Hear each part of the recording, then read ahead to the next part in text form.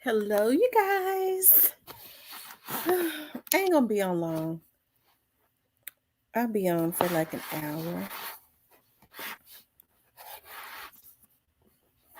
I'm gonna see if that's if you guys are up. If nobody's up, because I might be the only person wired up.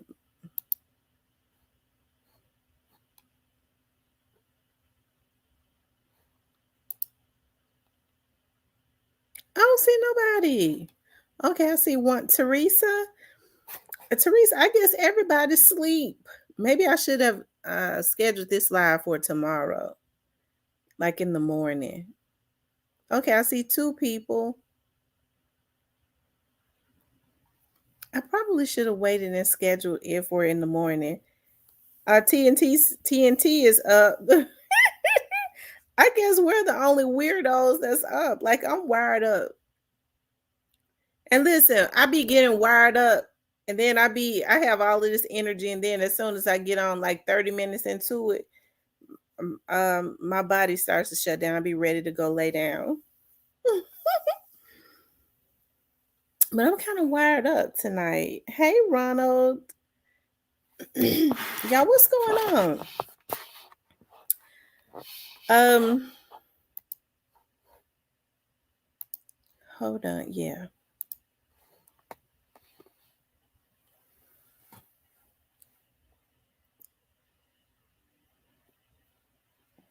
I think they've started messing with my and it's not YouTube. It's some of these YouTubers that's doing it. What about Takeoff's justice? You know what? They're not talking about Takeoff's case anymore. But you know what? Hey, I still he deserves justice. He needs justice. Takeoff. I don't know why they're not talking about it. Normally, when they stop talking about something, it's because they're doing something that they, don't want the public to know about. I had long said a long time ago, I don't think they really wanted to arrest those two people, well, the one person that they got arrested. I mean, we haven't heard anything. As far as I'm concerned, he might be out. They are doing the most, Sam. Yes, they are. They're doing the most.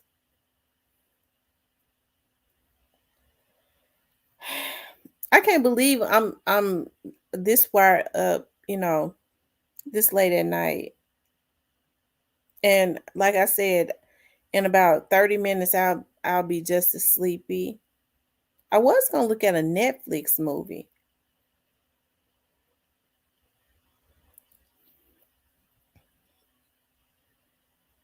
But I was like, y'all know I'm tired when I didn't even know that Orange Man quit and Jamarcus had went to court today. I just happened to go to the news. I was like, let me see what's been going on around my area. And that's when I saw that they had gone to court today. I was like, oh wow, I completely forgot. And I was looking at Jamarcus. I was like, Jamarcus do not look worried. He do not look worried, but um or he seemed to have loosened up some. So who knows what's going on. I'm so sad of black. I'm so tired of black on black violence. So am I. I'm tired of all of the violence. It's so unnecessary. It is. It's so unnecessary.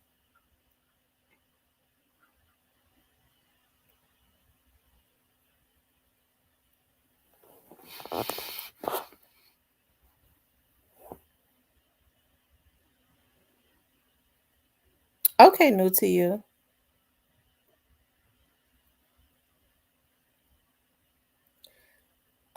Been up talking to my husband. He turned and said Tamara on, then went to sleep.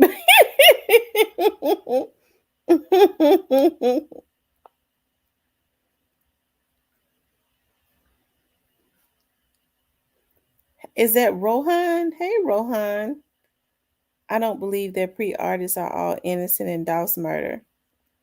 I do. I don't think that they had anything to do with it.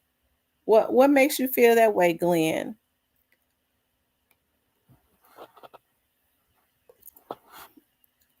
What makes you feel that some of them are guilty?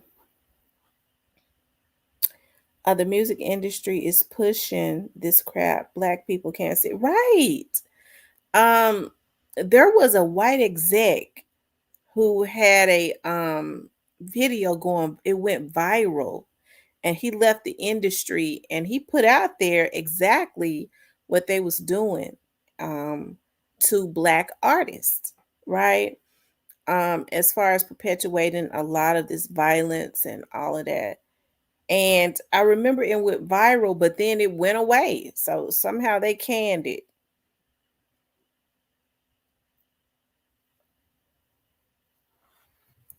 And that's so unfortunate. It is. You know what? What bothers me so much is that I don't think that even though you have people putting information out there, I just don't think that our people pay it close. Don't it just goes in one ear and out the other. That's what's so sad.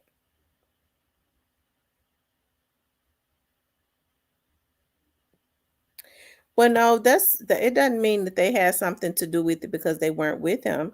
They could not be up under him, consistently. Young Dolph says that he loved to move along.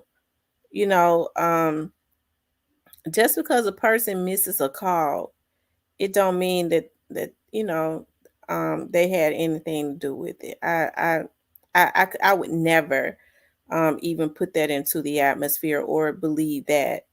um just because I have a sister, I have five sisters. Me and my sister, that has the same mother, we're very, very close. Just because if something happens and I'm not with her, it's not my fault that I'm not with her. Young Dolph, you know said that he loved to move along. Young Dolph was a millionaire. If he wanted a lot of people around him, he could have hired he had the money to hire security, right? A lot of security. He had the budget to do that. I don't think it's fair to put that up on his artist. I'm sure if he had told his artist, I feel like my life is in danger, I want y'all around me consistently, I'm willing to bet they would have been. But because he got out and walked into a cookie shop, he I don't think Young Dolph felt like his life was in danger, or nobody else did. There was a video shoot planned. There's no way that he couldn't reach his artist. We don't know. We don't really know everything surrounding that, right? Snoop Band says that he had spoken to him, and we don't know what happened after that. We don't know. Okay. Um, if anything, if we're gonna blame somebody, maybe we should blame us. Maybe we should all take responsibility for Young Dolph's death. You know why? Because when the beef was going on between him and Yo Gotti, instead of us canning it, when he was being shot at, when people were shooting at him, and we kind of perpetuated that. Now, it's our fault, Glenn. It's my fault. It's your fault. It's everybody's fault, because what we did was we wanted to hear the music. We didn't hold anybody responsible when Young Dolph was being shot. Why didn't we hold them responsible, right? So what we should have said was, okay, now it's going too far. Okay, they shot him in 2017. That's a human being. They shot him. They tried to kill him. So then, even before that, they shot up his van, 100 shots. Okay, so we did not hold them responsible. We kept listening to their music and spinning their music instead of saying it's going too far. We can't support you because you're trying to actively kill another artist. So we're not going to support you. So it's our fault. It's our fault because we didn't hold them responsible. We did not snatch our resources from them because they was constantly trying to kill him. It's our fault.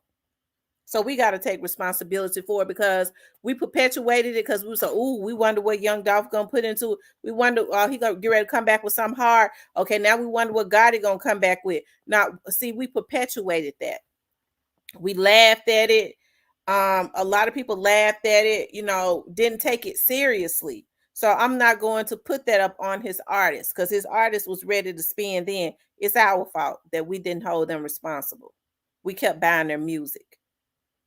Teresa says, I think Dolph knew his life was in danger. That's why he was so stressed out. Right. This is sad. These young brothers got to go in this way. We got to do better, y'all. Absolutely. Absolutely. So I'm not going to blame his artists. I'm going to blame us, the consumers, because we have the power to stop a lot of stuff if we did not indulge in the bullshit. We should have said, listen, it's going too far now. He's been shot and almost killed. They shot up his van, and hey, we didn't hold anybody responsible. So it's our fault. Because when you start messing with a person's pockets, it'll make them rethink what they're doing. I'm telling you now, it will. He kept singing, basically saying, "You niggas miss me." It's all fun and games until someone dies. Right.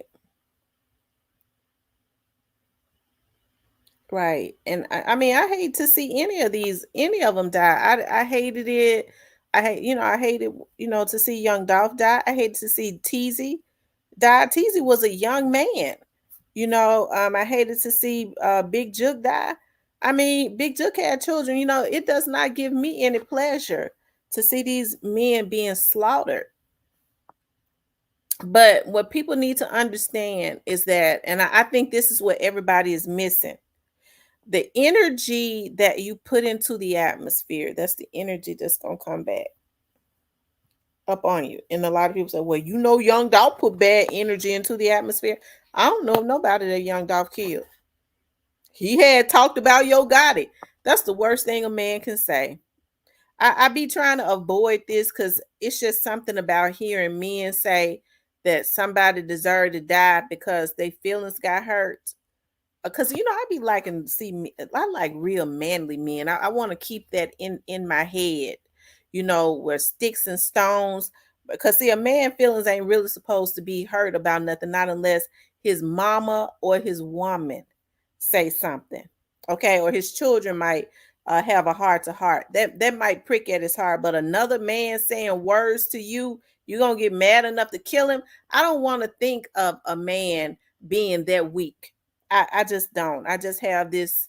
I just have this idea in my head, etched in my head about men. And I understand that men are human beings, but you ain't supposed to be going around killing folks because your damn feelings done got hurt. That's just too weak to me. I just don't even want to think of a black man as being that weak. Yo is me says, rest in peace to all the young people that lost their lives to the madness. If you knew better, you would do better. None of them had to die, no good reason. We as blacks promote the wrong shit. That's true. It's beyond the music, it's the mentality and the lifestyle, and it's larger than them. Gang activities only help the genocide agenda. I absolutely agree. I agree with you. Ronald says, I totally 100. Yo, yes, you guys, please hit the like button, right, Miss T? That's whole behavior, no manhood at all. Absolutely. You cannot just be popping at folks and taking them out just because your feelings hurt. You can't do it. Especially if the person is not a threat to your life. Young Dolph was not a threat to anybody's life. He walked into a cookie shop. Oh, Jesus Christ. I get to thinking about, y'all notice that I kind of been backing up on talking about it. And I guess the thing about it is, like, I was talking to some people today. I was like, dog, none of the Memphis vloggers are really talking about it anymore, a whole lot. And the only sad thing about that is it gives other vloggers the opportunity to tell all types of lies for views, right? Not all of them, but a whole lot of them do. They tell lies for views.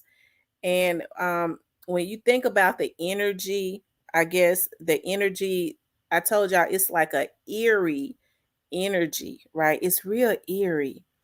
And so it's very I think everybody that lives in Memphis and around Memphis, what they're doing is they're kind of walking a little bit on eggshells because they don't really want to say the wrong thing and cause somebody else to be knocked off. Like what happens is when you perpetuate this stuff, you continuously um um put stuff into the atmosphere. Um it it people are very emotional. We saw how they was popping that young Dolph because folks was emotional. I don't want to see any other young men get taken out. I just don't want that. And trust me, people talk. It's amazing to me how quickly it appears to me that they be on to that people know about what happened. It's something. But once you see they can't handle your success and they're jealous, people will hurt you. Right. They will hurt you, unfortunately. I think, and this is in all honest and truthfulness, on my dad's grave, and I'm being completely honest. It was a shock to me to get on here, and I had been on TV. I've been on TV for 10 years now. And so, like I said, even 10 years ago, that was a different era, starting 10 years ago. But my audience on TV is different than my audience on social media, right? Because of the type of shows that I do. I have sponsors, so what I do on TV is a lot different than on here. It's a lot of I can't say what I say on here. I'm freer on here, right? And so I told y'all about I had a stalker for about 2 years. And I think I've spoken about this before. I didn't talk about it for a long time. And I'm happy that I got through that because I didn't take it seriously at first. The guy was, had started stalking me. And then he started getting so sadistic. He called me for 2 years every time my TV show came on. Every time it came on, I already knew that I was gonna get a call from this man. So he was blocking his calls. He started calling from other numbers and stuff. He was just sadistic with it, right? He was sick. And so once I started, I think I became numb to it. And that's something that you should never do. I became desensitized to it. I was like, okay, I know this fool gonna call me and he's gonna say some stuff. But like I said, it was always of a sexual nature. He was real and he started to get real angry, like a vlogger on here did. That's the reason why I could recognize it, and that's the reason why I've done something about it. He started to get real angry when he would call me and refer to me. As a matter of fact, he reminds me of the vlogger on here that was harassing me. They're two of the same. That's the reason why I put him on paper. Okay. When that girl told me he told her to kill me, I believe it. Okay. He sent that man to my house. I believe it. Okay. And so one day he called. My mom was like, okay, now he been calling you for too long. And I think you need to start filing reports. I was like, I ain't think about him. He come around me, I'm gonna do something to him. So he called me one day, my show came on. He was like, yeah, I saw you walking into your job. This is when I was working for the sheriff's office because I was working for the administration. We had we were able to park in the gate. So we had parking spaces, right? And so the administration had parking spaces. So he saw me coming out of the gate. So he must have been over in one of those parking places by the bonding company because it was all the bonding companies are across the street from 201. So it was around the winter time. So he said, I saw you coming out of I saw you going into your job. Your ass show is getting real big. I started thinking about, I was like, well, I mean, I thought about what I had on and I was like, okay. And then I was like, okay, he might be it might be something. And then he did it again. Okay. He was like, I saw you going into your job this morning. And so he was able to tell me what time I was going in. I was because I was always running late. I was like, he is watching me. So then the straw that broke. So I filed a police report, right? So they started police started trying to trace him or whatever. And they found out his name. I told y'all his name was Victor. So then what the straw that broke the camel's back was he called me. He was real angry, like this that vlogger be. He was real angry, and he sound just like the vlogger that be on here harassing me. He says, I tell you what I'm gonna do to you. See, at the time my daughters were that was 10 years ago. So they must have been 15 and 12. He said, I tell you what I'm gonna do. I'm gonna rape your daughters and make you, I'm gonna rape your little kids and make you watch. And we had started recording him. So when I got to work, I was working for the police chief. I let the police chief hear it, and he blew a casket. And he was like, he told the investigators, y'all better do something, and y'all better do something instantly. And that week, that's that same day, the investigators are we going and we're gonna put a warrant out for his arrest. They found out he was at a rooming house, and he was living in a rooming house. And so they went to the rooming house. He was not there. And so they, I guess the people at the rooming house told him that the investigators had came looking for him. And so he called me again one last time. It was the last time he ever called me. And he called me. He was like, I'm sorry that I was harassing you. He had been harassing me for 2 years. That's why I say when it go on for a long time, they sick like they doing on here. He said, I'm sorry I was harassing you. I promise you I won't call and mess with you no more. Because he knew that they had came there looking for him and that he was gonna go to jail. He went to jail and he was convicted of a misdemeanor. So he did 11 months and 29 days. They didn't give him he didn't get a whole year. He did 11 months and 29 days, right? So when he got out, they say he been in the church and he been a deacon at some church or some other, but I ain't heard from him no more. So when I get on, that's why I say when I get on here, when I start hearing about what these people had done to me, I'm not gonna get into that. You know what I mean? Because it when I think about because people are starting to tell me, I was so zoned out because y'all know my dad and stuff was sick.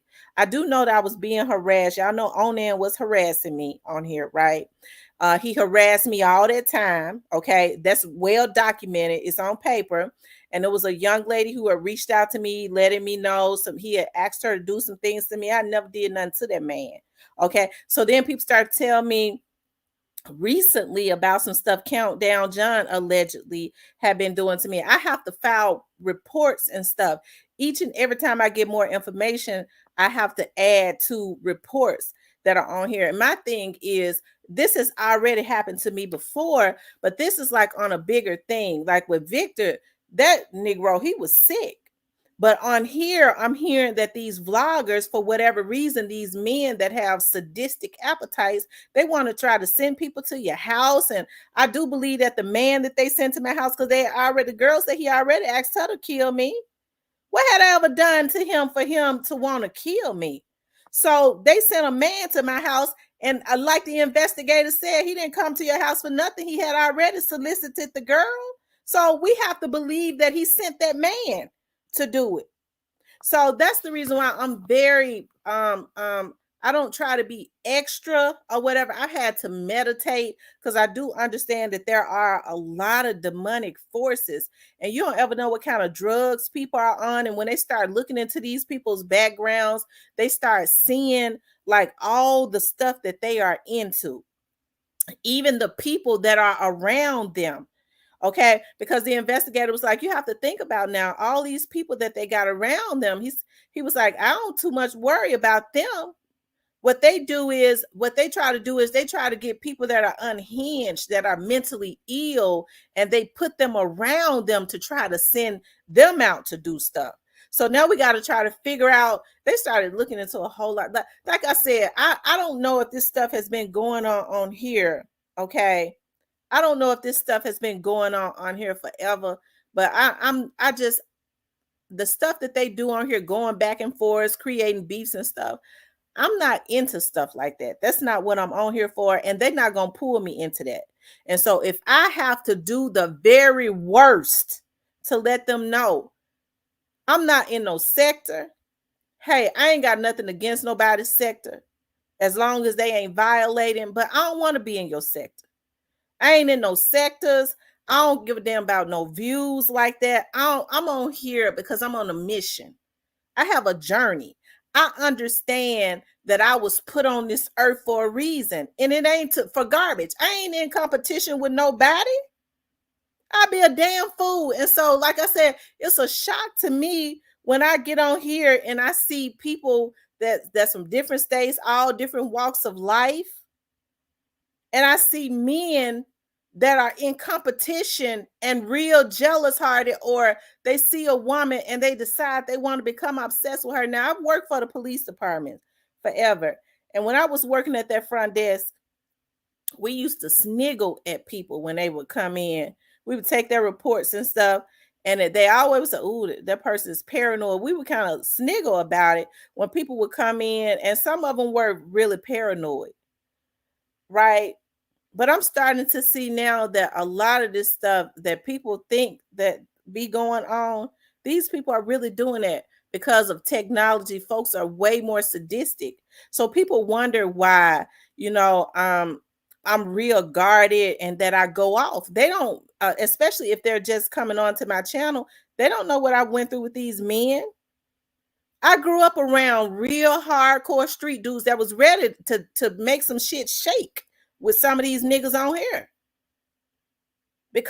But I grew, that's the reason why I know that these dudes ain't that. Cause real street dudes be about getting some money. They ain't gonna be worried, not unless they trying to holler at the women. And they got a way that they do it. They real suave. They don't look at them and become sadistically obsessed with them and want to send folks to their house. That's a sick person. And so, because I've gone through that before, I don't make the mistake. I did when my dad was sick because I was trying to stay in a positive energy, but I done made up for all that. I've made up for all of that. I don't ever make the mistake of allowing people that I know are sadistic. When people find it hard to stop talking about you and they can't leave you alone, that's an obsession. And that's a sadistic obsession. And I recognize it because I've gone through it before.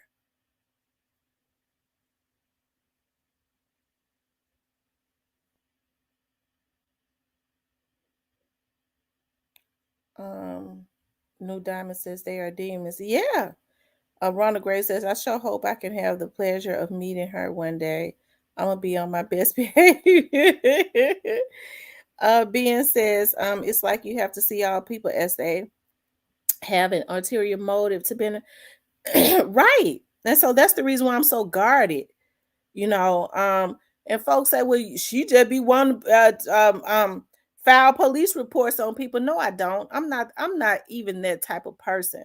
Whereas I want to see people suffer, or want to see people go to jail, or I'm one of those women that get mad at somebody and I'm just filing police reports on it. I work for the police department forever. I've never been a 911 finger trigger 911, whatever they call it, type person. I haven't. But when I see sadisticness and obsessions, absolutely. Absolutely. Because see, when people become obsessed with you, it is a sadistic thing. And they said, well, I ain't obsessed with her. Yeah, you obsessed with a person that you can't leave alone. When you find yourself spending your money to hire hackers to mess with somebody, you obsessed. You obsessed. A lot of these people are on drugs and they need some help. And so I guess it's my fault that the FBI watching them. It's their fault. They were the ones that's on here hacking people. You violate my privacy. They had a hacker to hack my computer. I put this on. I on my daughter's life. They did it. Got all of my information out of my downloaded all my information. They violated my privacy. They hacked my internet. My internet company, that's on paper. My internet company, I had them to send an email where when they looked at it, they saw where I had been hacked. That's the day they hacked my phone. They was able to hack my phone because that's the reason why I don't connect to internets right now. My phone's to internets right now. Because that's how they was able to, and I know who it was. Because that same person asked one of the guys that they claim is a hacker or people alleged, but I'm gonna tell you something. People say he a hacker, but he sure reached out to me and said, this person, this vlogger got a sadistic obsession with you. He wanted to know all your information and your mama's. That's in an email, and the FBI and the police got that.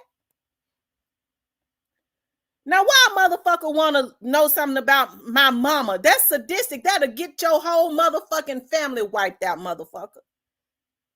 Every one of them. Okay? When you start talking about messing with somebody's mamas, that you that obsessed with me?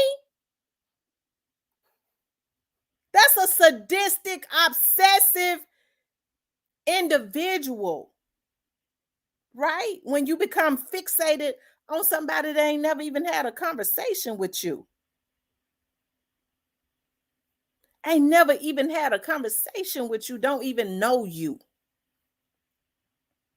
But what I find is a lot of these people on here have histories of beating women, of doing just the very ultimate, the worst to women.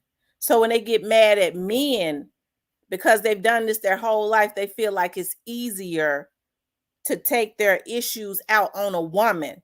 And that's the reason why I put them motherfucking reports on them and put them folks on them. Because I'm going to let them know, bitch, you got me fucked up. And them damn stupid ass, retarded ass motherfuckers that they sent out, I put paperwork down there because I'm going to let them know you come to my house again, you dead. So you can let one of these damn vloggers send you out to die. If they worth dying, that's why I said they bumping booties or something. Because anytime you let a motherfucker send you out, you stupid anyways. You mentally ill and you probably deserve to die. You invade my privacy and come to my house, you gonna die, whether it's a bitch or a nigga. Because they got a lot of bitches around them that's unstable. Okay? You invading my privacy, you a threat to my life. And I fear for my life. So I'm going to have to eliminate the threat. That's all. And anybody else on here would do the exact same thing, even if it was them. Okay? Ain't nowhere in the world I would want to be caught up. When I was in college, I didn't get into no sororities. You know why? Because I've always, I had people, I would support people. I tell them I'll support you, but I don't want to be caught up in no sororities. I ain't into nothing like that. I'm a real creative person. I do better, by myself. Even though I like to integrate with people that's worthy of it, that's not energy drainers and vampires. But as far as being in sororities and being in gangs and stuff like that, being in sectors, that ain't me. I'll support you. What's the name of your channel? I'll come over there to your channel and I'll send you a cash out. That's what I'll do. Okay? But I can't be in those sectors. I don't want to. Leave me alone. But see, the issue with a lot of these people is we're going to be in a sector and our sector going to make money and we're going to come up with this. This going to be our narrative. Anybody that go against it, we're going to go against them. Okay, I'm going to get the FBI on you because we're going to dig up everything you doing and then we're going to give it to the FBI. Leave me alone. Leave me alone. I got some white boys on my team that's bad to the bone. Leave me alone. They had them clear blue eyes. They don't give a damn. Leave me alone. Let me be cool. The way people do dirt on here, you would think that they wouldn't even want to bother somebody like me. And I have to go as far as I can go as it relates to the law. I can't kill them unless they come back to my house.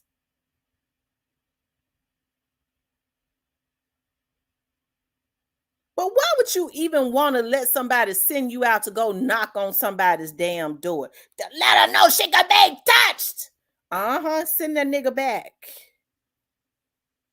I was looking at a picture somebody sent me the other day, and I do believe it's him. Send him back. He gonna be fish food. It's a darn shame what these folks do on here. And these people are in their 30s and 40s and 50s and 60s.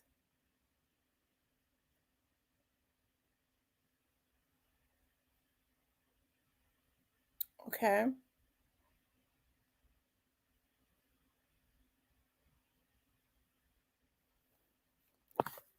And so what they want to do is make it seem like you're the problem because you ain't with the mess. I ain't with it. I'm not getting ready to get on here and lie to get no damn views. I'm not gonna do it. So, why people gonna get mad and talk about other folks? Because their content is different from theirs. That means that they have some type of motive. Because if you want to vlog about something, you get your ass on here and vlog and get off. The moment you start talking about other vloggers, and I do say it, I've seen some of these vloggers, they telling a bunch of damn lies. But you don't see me calling their name out, such and such line, such and such line. I just look at, they telling a bunch of damn lies, a lot of them. And I go on. I ain't get ready to try to stop them from eating. But the moment I get on my vlog and start talking about, this person didn't do this, and this person didn't say that right, and I start pulling, is something wrong. Okay, so what is your motive? Because I thought you wanted to vlog about something. Now your focus is on other vloggers. You put all that energy into other vloggers. It's something ain't right. Either you mentally ill or somebody paying you. That vlogger telling the truth and somebody paying you to try to discredit them. It couldn't be one or two. You crazy? Or somebody paying you to discredit that vlogger.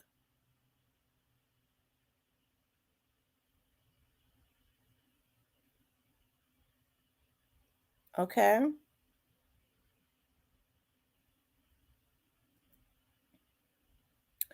So a lot of people might not think it, but I'm saying I'll just be mad as hell because it takes me back to Victor. When Victor was stalking and harassing me, and it went on for 2 years, and it's going on 2 years with some of these vloggers. Three of them have been identified. Okay, and one of them is a damn woman, and it's still going on. As a sister, you be that jealous of another woman that you would work to violate her, that you pay hackers? Oh, girl. Child, they be, let me be quiet. Attention is the new drug. Right, attention is the new drug. Teresa said I woke everyone up. Yeah. So that's why I say, I be looking at other vloggers that don't even have anything to do with the Young Dolls case. I be looking at these. I be wanting to say who I be looking at, but when I was saying that before, because I be so happy to shout people out, oh, I'm looking at this. They be talking about this, this, and that. And then when I would put that into the atmosphere, folks was going to the different people's channels and trying to affiliate with them. That's when you know that they obsessed.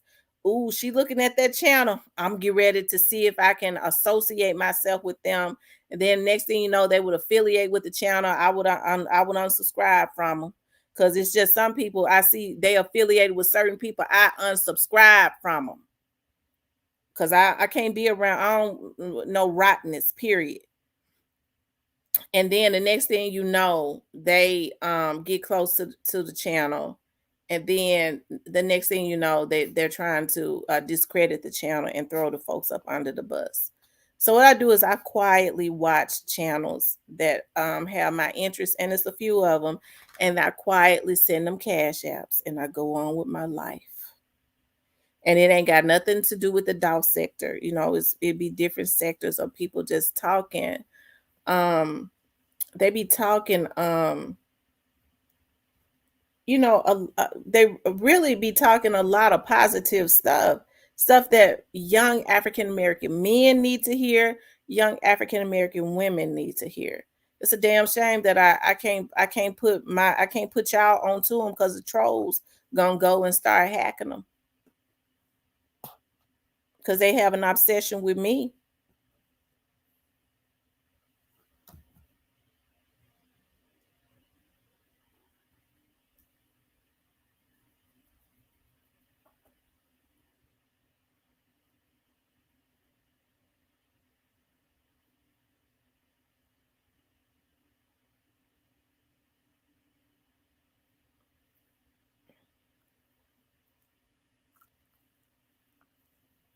I know that's right, Kawana.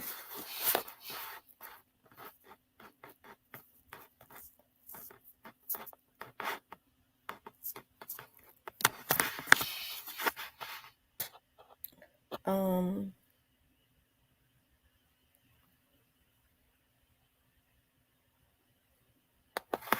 and so when people say, "Well, why are you always filing police reports on these men?"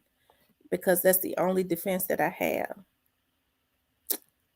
is to let them know that I'm not playing with you. I don't want you around me, especially if you're a violator. You violated me. I don't want you're gonna leave me alone by any means necessary. And so we already know a lot of them ain't got a goddamn thing to lose. They don't care. I don't know how people even affiliate themselves with people that ain't got nothing to lose straight out the sewer. Even if you ain't got much, you might have something to lose. You don't ever affiliate yourself with a damn loser that believes in violating. They'll send you to the end of the earth because they don't give a fuck. A person that ain't got nothing to lose will help you lose everything. I don't affiliate with folks like that. Period. Anybody that I affiliate with, they gon' even if they feel like even if they ain't got much, their life is something to them. But dealing with folks that don't think nothing of themselves, and I can't stand people that send folks out. That's one of my pet peeves. When folks think they're gonna give me orders, you know, you do this, you know, you do that. You giving me an order? You got me fucked up. Go give your mama an order, bitch, not me. I ain't nobody sent out. And you got grown folks taking orders, going sitting in parking lots of people's businesses. And they supposed to be mentally sane. Coming to folks' house. I wish you know, that was the day my daddy died. That nigga knocked on my door. I had just sat down, y'all. I wish I had been in my right mind. I'd have killed him. Oh God, I promise to God I'd have killed him. He wouldn't have been nobody else sent out. He just would have got another one. Thank God we got that video and that screenshot. And whether he know it or not, they ran he had on a cap. Okay, so they got hits. I ain't gonna even tell him too much because I think I done found him. Thanks to my subscribers. They be sending me all types of stuff. Y'all listens to me and y'all be sending me because see a lot of these subscribers used to be in these sectors and these groups and stuff, and they'll send me a message, Miss T, I think this who you talking about right here, and let me tell you why, because such and such, such and such. I sure appreciate them. Folks shouldn't even be on here. That when I get through with them, they gonna wish they had never messed with me. And that's the goal. They should have just left me alone. They should have just left me alone and let me allow me to stay in a positive energy so that I could have helped my dad to heal. But these sick ass motherfuckers didn't do that. Okay. And so now I'm good. I'm healing. Right? I'm healing. But I'm gonna get their asses for old and new. Only God gonna change that. I ask God every day, Lord, please take that revengeful spirit I got away. TNT says should have made Remy bite his ass. She was, you know what? Remy went crazy barking too. So I guess she knew it was a bad energy. So, the girl said he had already asked her to come and kill me. So I have to believe that man was at my door to kill me.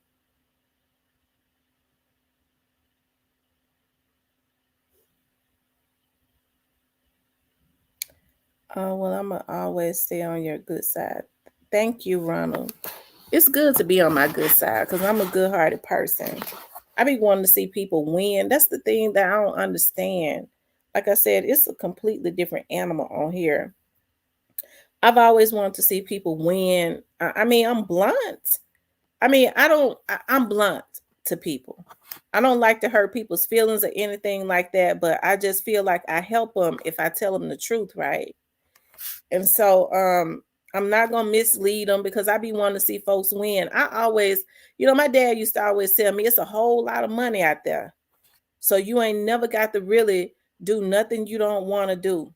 Okay. You ain't never got to kiss no ass or nothing like that because it's a lot of money out there. It's enough for everybody. If you can't get it one way, you sure can go and get it another way. Right. But always do it the right way. And I keep thinking about that's the reason why when people say, well, you get on here and you preach, I always think about what my dad bought me my dad put me on TV. And he said, I tell you what, because for a long time I wouldn't get no advertisement because I didn't know anything about it. Thank you, AZ. I didn't know anything about it. And so my dad was just paying for everything. And my dad told me, he said, I'm gonna tell you something. You'll once you get a foothold in, you'll start to get advertisement and the business will pay for itself. He said, but let me tell you something. You got a platform. As long as you have a platform, don't you ever sell out for nobody. Okay. And so y'all, that's the reason why I be tired as hell. Right. But that's one of the reasons why I work my behind off because I don't ever want to have to sell out. When I talk to people and I know a lot of people, I talk to a lot of people and they get to talking a little funny. Well, we could do this, but you gotta do that. I go, oh, well, nah, I know I ain't willing to do that. So I tell you what, I'll just continuously work this business right here. And I'll do this, this, and that. And it just always connects and it always works itself out. You know why? Because I'm a good person. I'm a good person.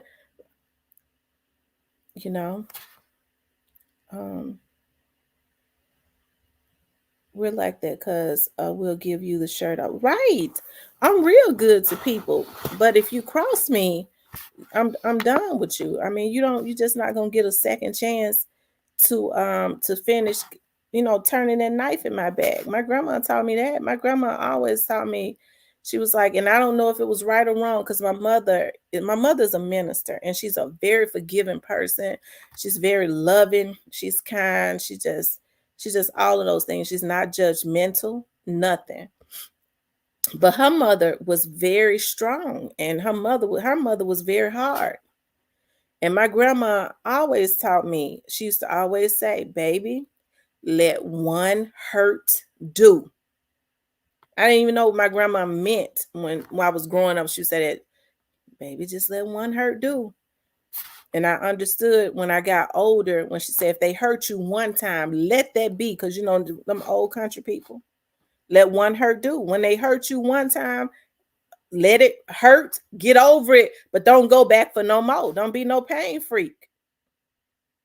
I'm very territorial and protective of the people that I love, whether it's my friends, of my family or whoever, I'm very protective of them.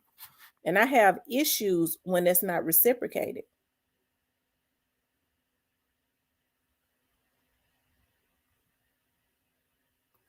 And I'm not, I would never let them take them into let them take me into their darkness. It's a lot of people that are that, deal in darkness on here, and they have very dark, evil spirits. I never thought that people would be going and dealing in sorcery and voodoo and stuff to try and have something done to somebody. Don't they understand that it's going to come back on them? It's coming back. But when you don't care about yourself, when you don't care about nothing, you don't care. Sometimes people be just waiting to die. When somebody take them out as they fading out, they conscious be telling them what took them so long. I've been ready to go. Okay. Nuta, you said should have saw him running on the Ring camera. I had to laugh afterwards. Someone would have lost their child. Like I said, I had just my dad had passed. I had just gotten home and sat down on my couch. And they sent that nigga to my house. I was looking right at him. And I'm gonna tell you the way my mind was, I was like, dog, I just got home. I know, because when somebody died, people start coming to your house. And I sat down, I was like, dog, people coming, somebody at my house already. I don't want no company. I'm trying to digest that my dad just took his last breath. I was trying to digest that. And I do believe, even though my dad had just passed, I do believe that his spirit was protecting me, because that man was sent to do something to me. And once we find out who he is, he going to jail. So the vlogger that they say sent him, I guess they bumping booties real good. Okay, I guess they bumping booties real good. To be crazy enough to let somebody send you to somebody's house. Because I'm not vulnerable and I ain't no damn victim. If that's what you was thinking, I refuse to let anybody make me a victim.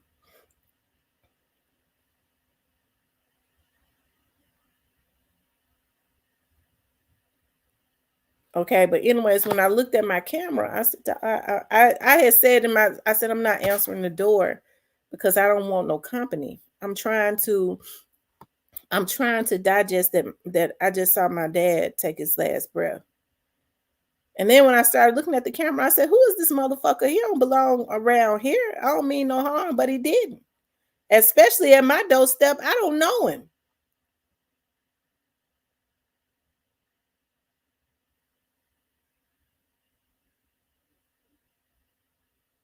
And so he probably watching, and I want him to know, fuck nigga, you didn't belong around here.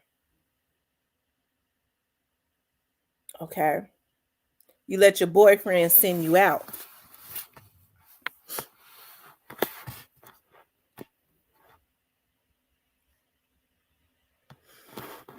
Um, I'm like that. You don't call first, your ass will be sitting outside.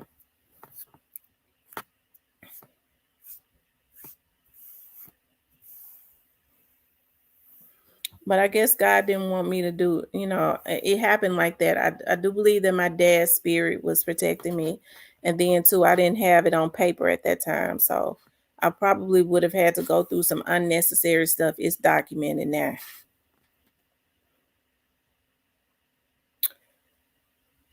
Um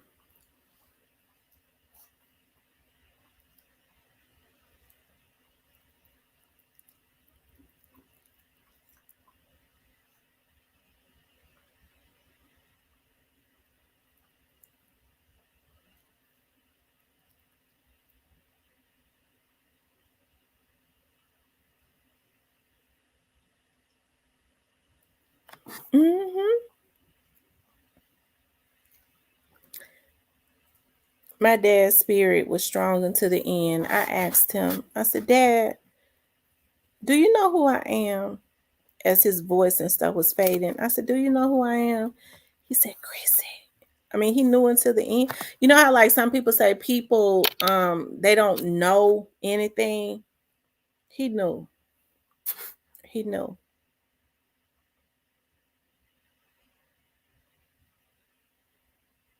And that's my nickname that they call me. And I get home and this fuck nigga, this dick in the booty nigga sending a fuck nigga to my goddamn house. I can't let that go. That was on March the 27th of last year. I can't let it go.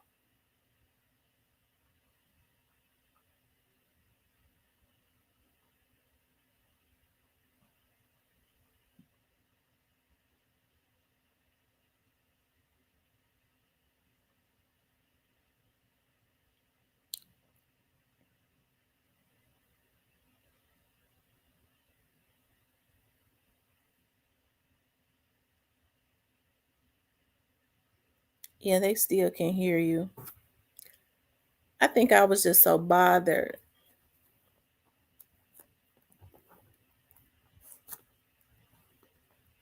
I do believe he had made peace. Stop. Stop. But you know, tears were steady rolling out of his eyes.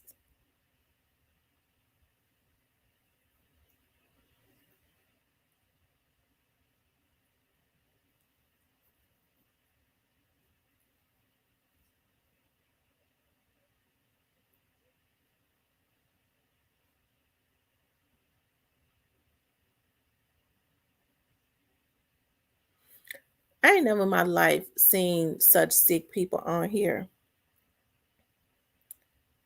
So, you know, as soon as, you know, I wasn't gonna say anything, but Player Cole had called me and I told him my dad had passed away. And so he said something about it on his show. And so them vampires, they was waiting for that, because I'm told that somebody went to Haiti and had some Haitians to consult with the dead. That grave is still empty. He'll be in it in less than 2 years if that's true. Okay. But I still got the emails, not the emails, but the emails, and I still got the Facebook messages that a vlogger had his subscribers to come into my inbox when my dad died and talk about my dad being dead.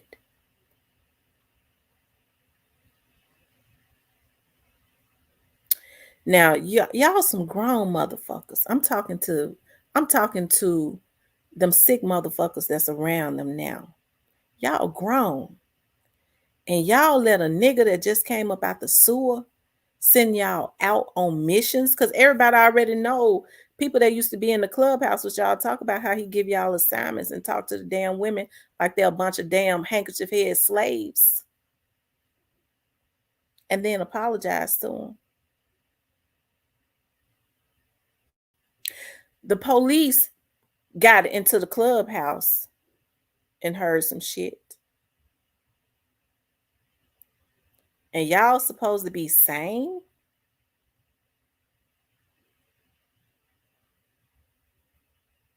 Y'all don't even know me.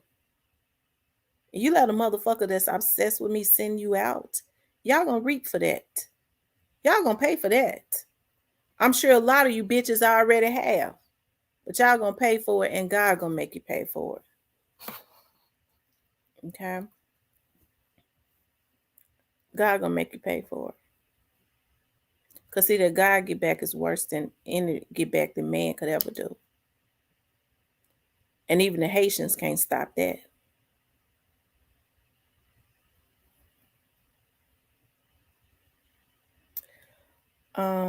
They think them folks don't be in the clubhouse. Shit. I wish I could tell y'all some of the stuff that I've been told about what go on in the damn clubhouse. Why you think I say cult leader? Some of these folks leading cults, and they got a bunch of damn fools around them that's ready to follow. That's the reason why I keep them things on me. Because I mean, they'll die for a person they don't even know. They ain't never even met. One thing that I do know, when people care about you, they don't try to send you out, they try to guide you right.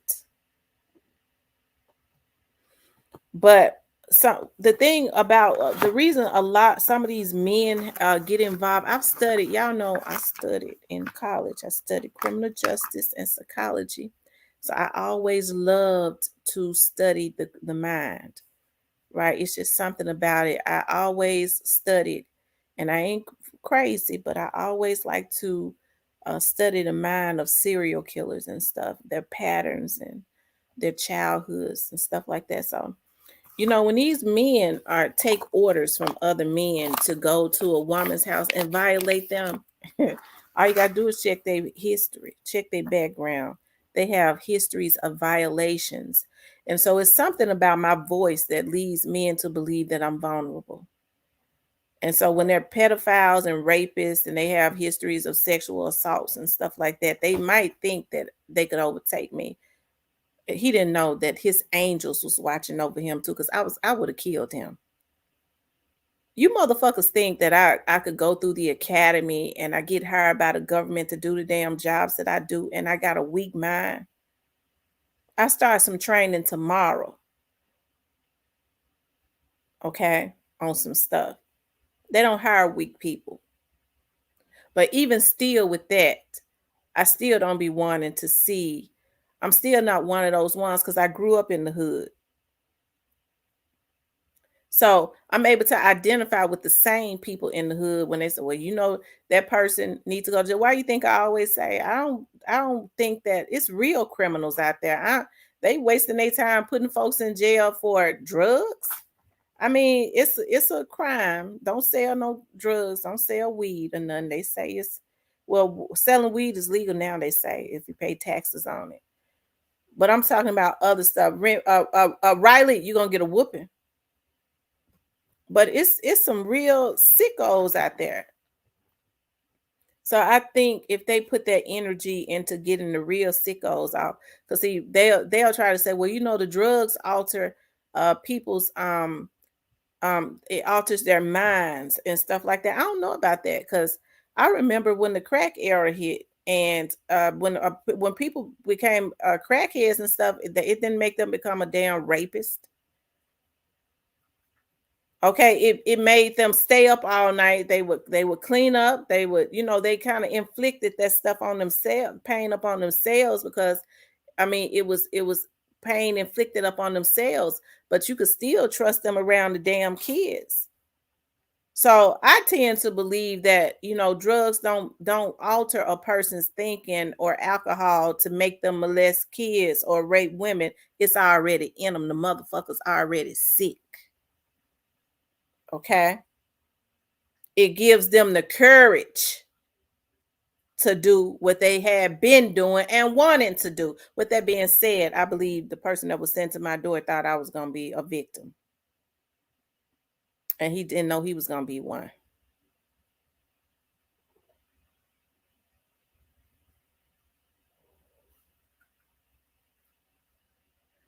Y'all have to fuck, because I gets deep, because I told y'all I'd be studying the human mind and stuff. Oh, I had fun doing that.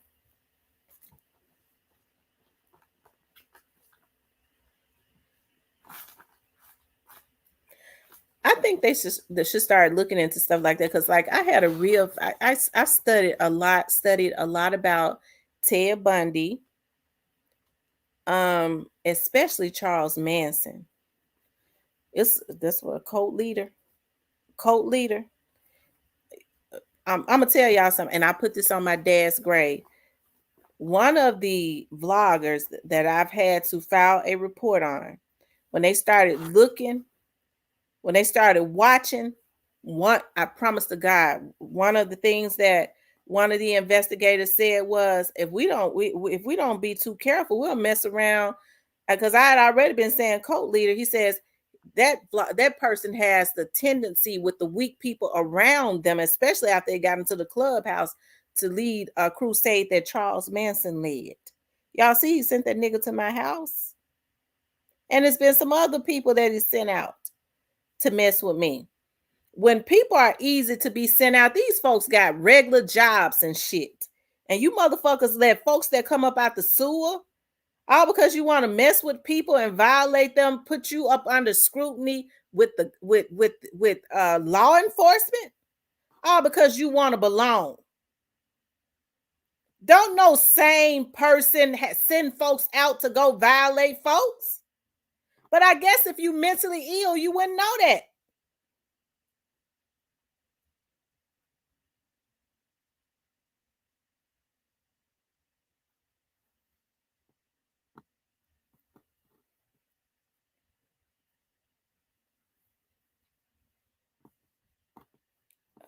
No woman wanting male that does that type of foolishness. And if she does, she crazy. So I'm telling you, these folks sick.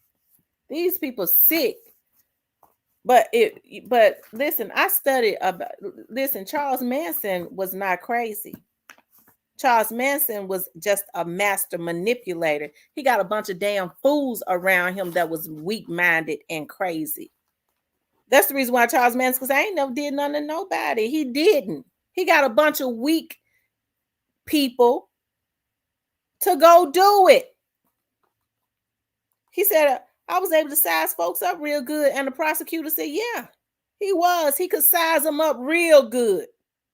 The moment you can give somebody an assignment to go sit their dumb ass in somebody's parking lot on their business lot or go to somebody's house, you done size them up real good. And you know they weak. Because normal people don't do that. They'll say, mother, fuck you. Go fuck yourself. Because number one, they ain't gonna even be affiliated with nothing like that or nobody like that.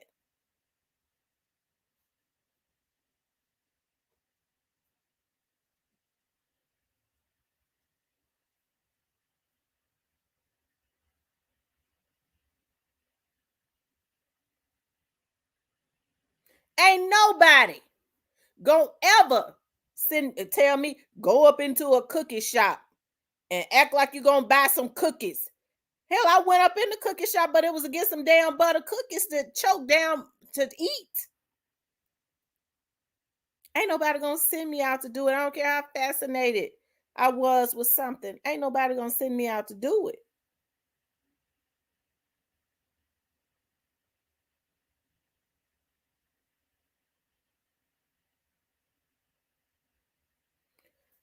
So, when you start looking at master manipulators, who you have to worry about is the people that's around them that can be manipulated. Right? And they're usually the ones that get hurt and taken down. Cuz just like Charles Manson said, he folded his arms and said, "I ain't did shit."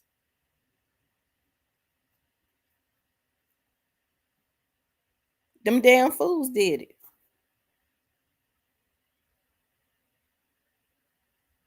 That's right, Teresa. Normal people don't kill unless it's for their protection.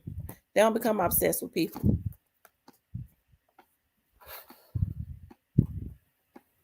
I be looking at I've seen men that it was something about them. Either they were handsome or they had intellect, because I am very attracted to intellectual men. It's something about them when I know they got some street in them, but then they was able to rise above that and get some type of intellect. It turns me on. But I ain't gonna stalk them. I ain't stalking nobody. I don't develop sadistic obsessions, but of course I'm sane. Okay, I'm sane. So when folks get on here talking about, "Oh, you crazy," no, I ain't crazy. You the motherfuckers that's crazy to be messing with a woman that don't want you in her presence because you mentally ill and you don't know how to stop. It's one thing if somebody come on here and they throw a shot and I cuss them out and throw another shot. They might laugh and say, huh, huh, huh. It was all for fun, but then they go on about their life. They go on about their business because they just like to meddle. They're meddling type. You have those types of trolls. They like to do a little meddling and it's all in fun, and then they go on. But when you start, the moment you start paying folks to hack somebody because you don't want them to have more subscribers than you want to catch up, bitch, you sick. Okay. The moment you can't stop, you constantly sending people, you sending folks to people. I want to know everything about. I want to. You sick. You crazy. So I don't feel bad about the stuff that I've done to stop these people from violating me. I told them I was going to go to the police on them, and that's what I did.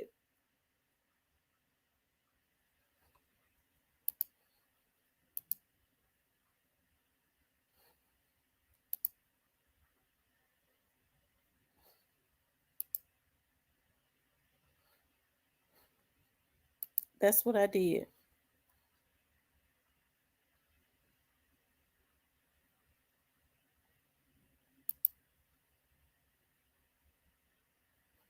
I see some vloggers on here, and I know they be capping, but they don't bother nobody.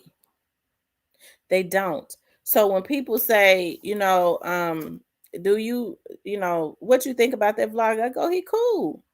Yeah, when you hear me say, I think he capping because he probably is. He probably do be, but that vlogger don't bother nobody. So you ain't gonna hear me say nothing bad about him.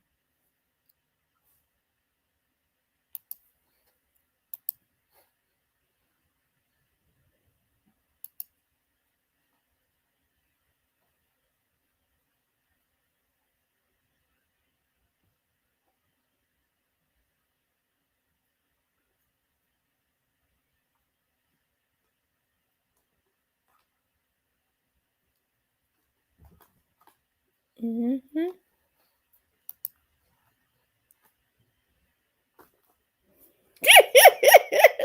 She said they just want a cash app. Lord have mercy.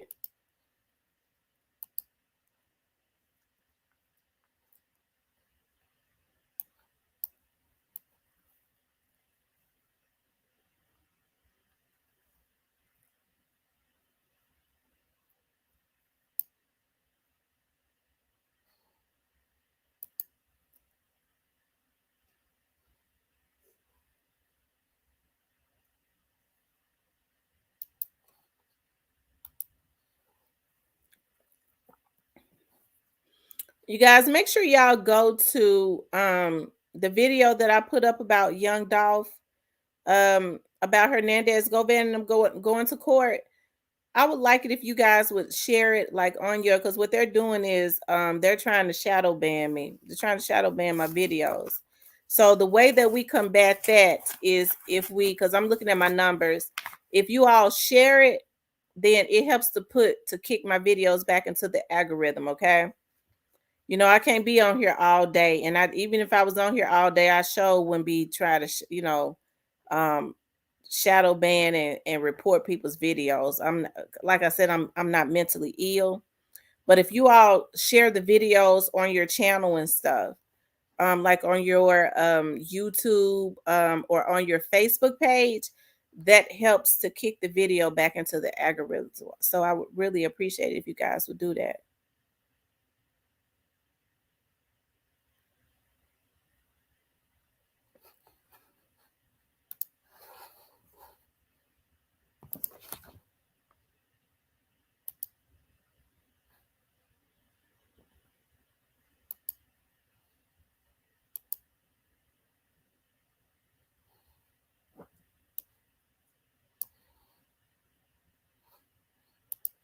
Hmm.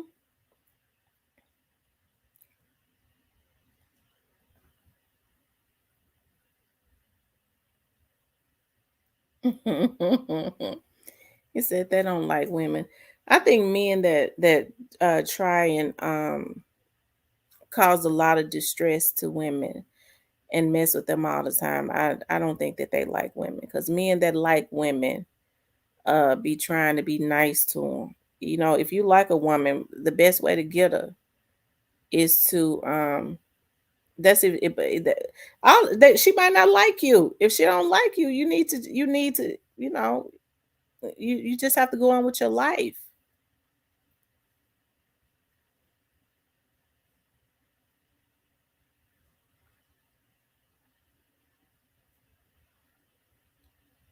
Miss T, it really upset me when the lady put out the information for Jook's funeral. Thank God she had the wrong date. So does she want to see more blood? Oh Lord, I didn't know somebody put out the yeah, because Jook's funeral was oh wow. See, mm.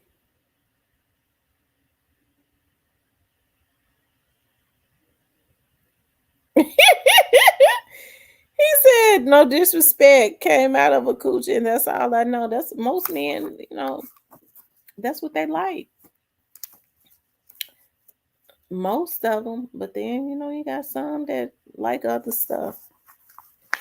And my thing is, even if they like other stuff, I don't know why they don't just live in their truth. They be wanting to, they be about to beat their damn wife to death because they don't really want to be with a woman.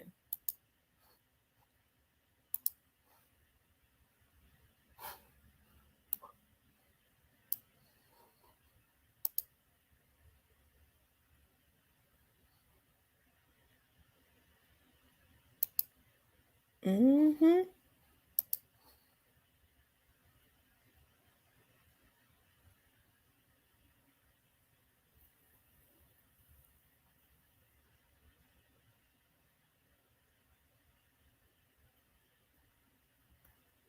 You can tell how they talk about and disrespect women, but Kiki with the guy, yeah. You know what? Right. You absolutely right. That Kiki with the men grinning. That's my dog. I'd take a bullet for my dog. Hell, they wouldn't even do that for their woman. They living with her. They talking about how they hate her. She's stupid. She this, she that. She everything in the book. But this is a woman that he's living with and might be married to. But he gonna take a bullet for the dog, for the man. It's something that's abnormal about that.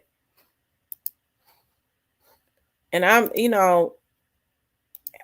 I'm just saying men that don't know how to treat women, but they know how to treat men. I don't get that.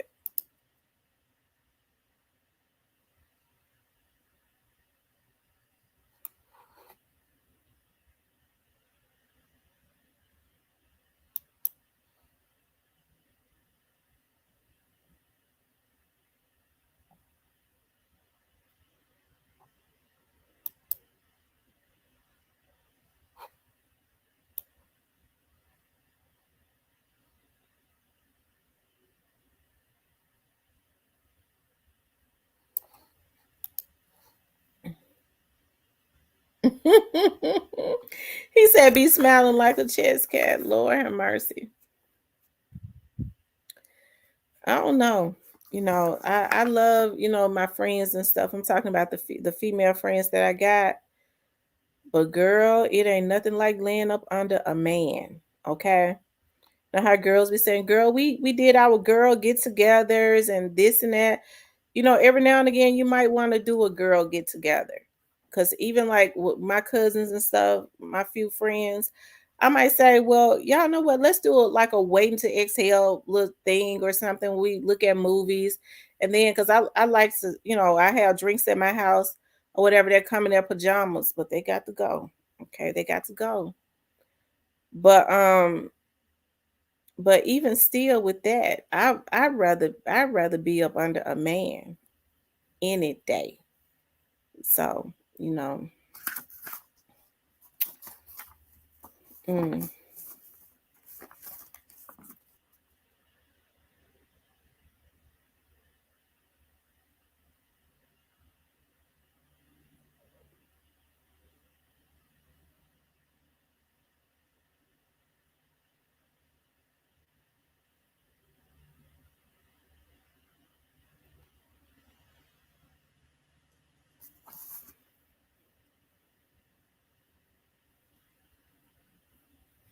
I know that's right.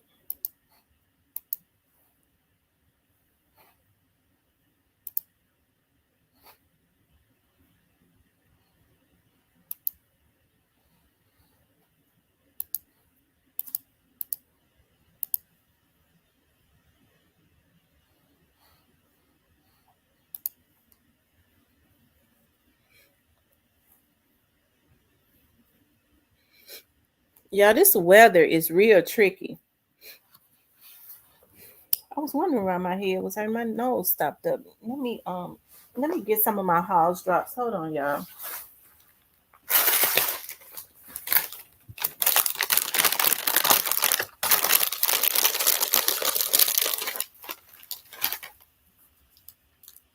Right. Right. You can look at movies. I love to look at movies. Like when my girls come and spend the night with me, I'll be happy that all those other rooms in there, they like to sleep in the bed with me. But it's the same way when I spend the night with my mom. I still got my bedroom in my mother's house, but I sleep in the bed with my mama. I'll be sleeping in the bed with my mama. And I'm probably gonna spend the night with her one day this week because I promise you, when I spend the night with my mom, I love it. She gets up early so we can cook, so she can cook. She be trying to cook. What you want to eat? I'm get ready to get up and cook. She get up and cook. And I promise you, like, I can hear my mom in my sleep because she get up every morning at 5 o'clock and go down to the foot of her bed and she get her Bible and she start praying and stuff. And even when I spend the night there when I'm asleep at 5 in the morning, I can hear my mama. She does it faithfully. She does it faithfully. Get up every morning at 5, especially if I'm troubled. When Onan was messing with me on here, my mama was getting up. My mother did not miss a day of getting up every morning at 5 o'clock and going before the throne of grace. Because she said, man got a rottenness as it relates to you, and I don't know what it is, but I'm getting ready to pray whatever he got on him off.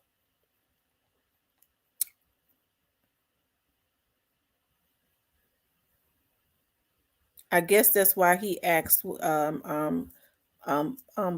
guy for my mom's address. But like I said, that right there, that was the wrong thing to do. But that's in a report too, though.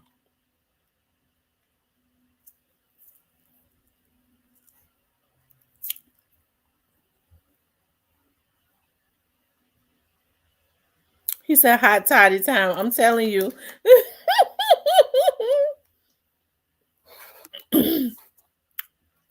Stop. I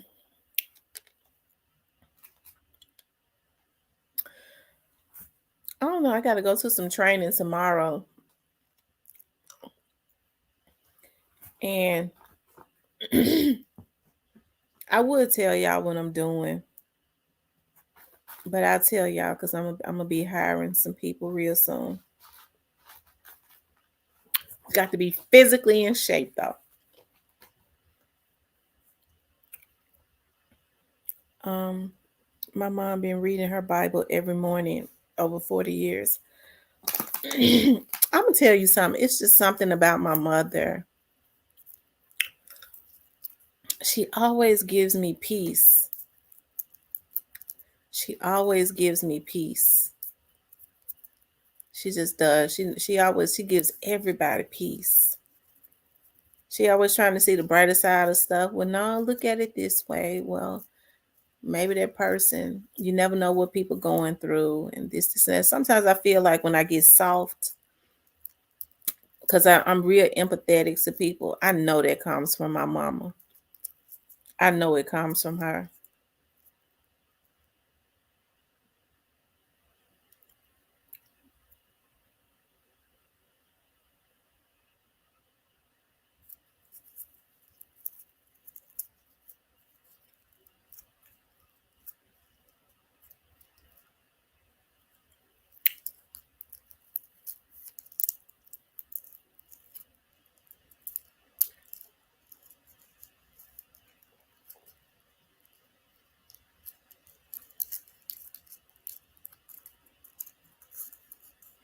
It's 117. You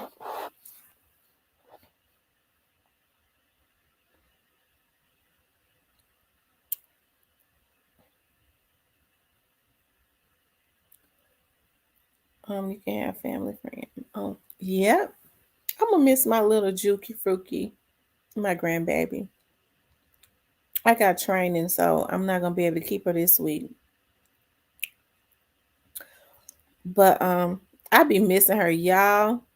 I promise to God. I got to show y'all. Let me see if I could show y'all this video. I hope it's still up. Hold on.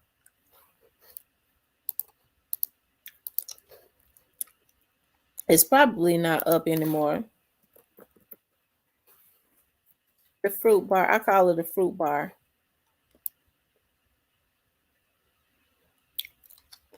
Yesterday was my nephew's birthday. I gotta go get him. He loves Sonic. So I gotta go get him, and because I was working and I wasn't able to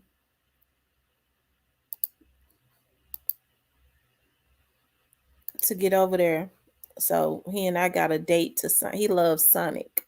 So I'm gonna take him to Sonic probably this weekend because I'll be in training this week. Hold on 1 second. Let me see if I can find it.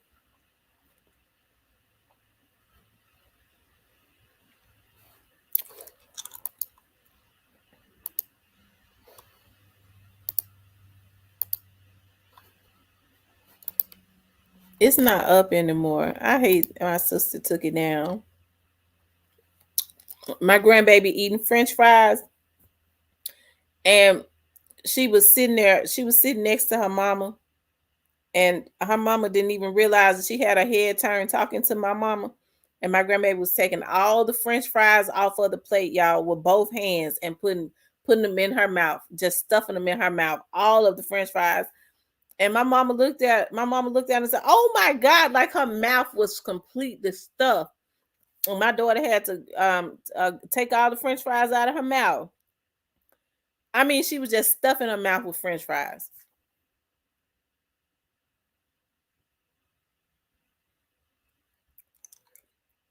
I do. I spoil her so much. She got so much um pineapple and banana. Um, she got so much baby food. That's the first when she get here. The first thing I do is heat up her bananas or her pineapples or whatever and start feeding her.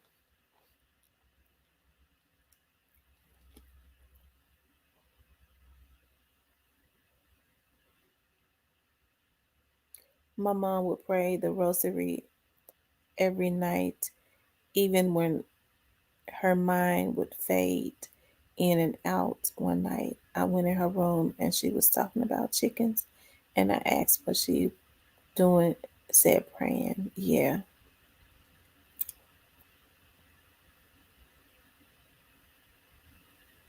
it's amazing. You know, I asked God to strengthen me because I think about like I had never seen my dad cry, and I love to I think about that song. I never seen a man cry till I seen a man die. I never seen my dad cry until I seen him dying. And so I often I wonder, I was like, I know he made peace. I know he did. But I wonder if he was crying because we were so upset. And I think that's something, I think about that. I was like, dog, did because like I'm so emotional. As much as I fuss, I'm the one that's always emotional and crying and all of that. And my sisters were taking it very well, but not me. And I'm the oldest, and I wasn't. And I wonder. I was like, dog, did I make his experience bad leaving the world because of me being so emotional? Because tears were rolling down his face. I was like, dog. I mean, I should have been saying, Dad, it's okay.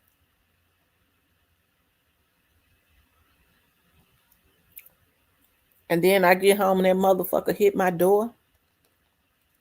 Whew, I gotta get over that.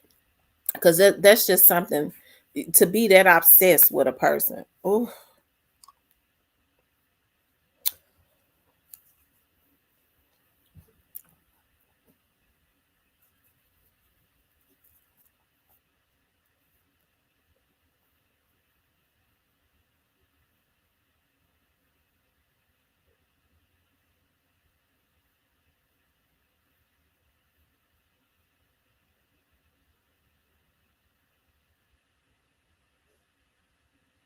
yeah.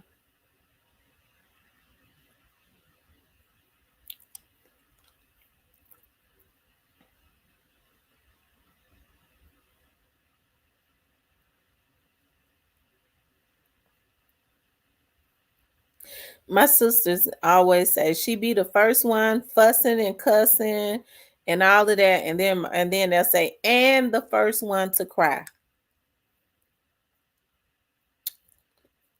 Because my sisters don't cuss. It's weird. They're married to ministers too.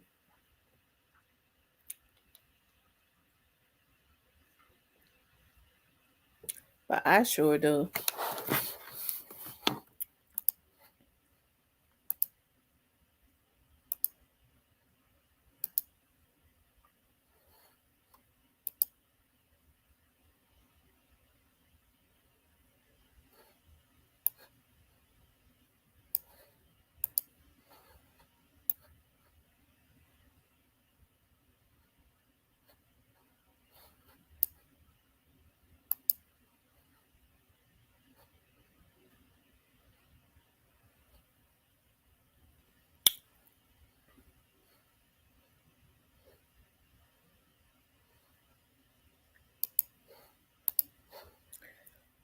My grandmother tried to talk to me long after my aunt said that she was unable to talk, and I talked to her and told her that it's okay, I'm here, and I already know what you are gonna say, Grandma.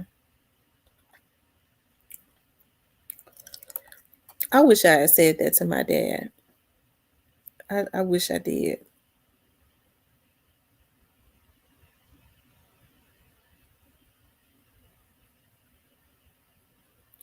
I wish I had made it easier for him.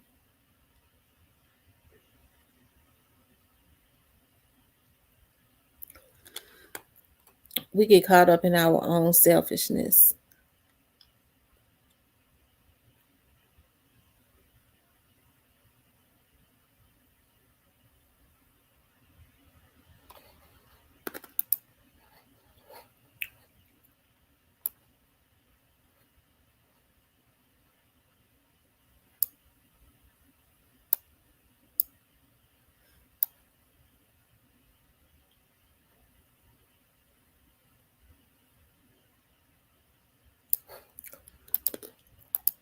But time go by so fast. March is almost here again. I cannot believe that it's been almost a year.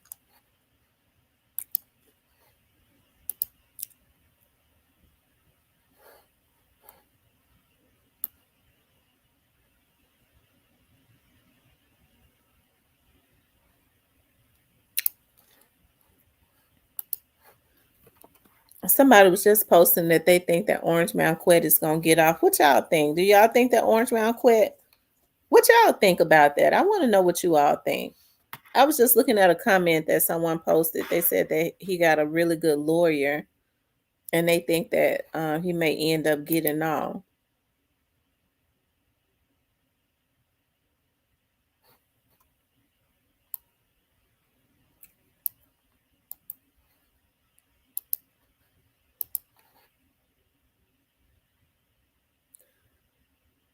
I was the last person to talk to my great granddad. I told him how well he raised the women around me, and I told him that we are going to stick together, and that I'm always going to make sure they are okay.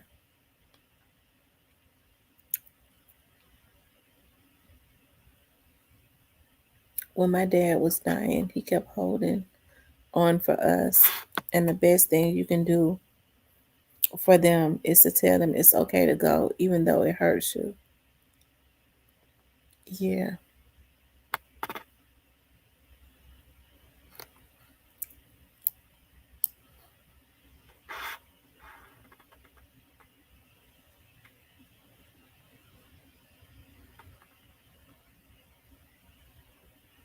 And I want to say this because I'm thinking about sadistic stalkers and serial killers. When they start wanting to do things to your family, like I was told that this vlogger had wanted to do, it's because they have such a sadistic obsession with you. This is something that I learned in psychology when we were studying about serial killers. They have such a sadistic obsession with you, even if they go to jail for life, or even if they die, they feel like that's the power I had over them. The pain that they carry with me doing something to their family member, it's the pain that I made them carry. I did that. I gave them that excruciating pain. And in their sick mind, that's a connection to you. They feel like that's a connection that they have, a control that they have over you. That's that obsessiveness, that sadistic obsessiveness.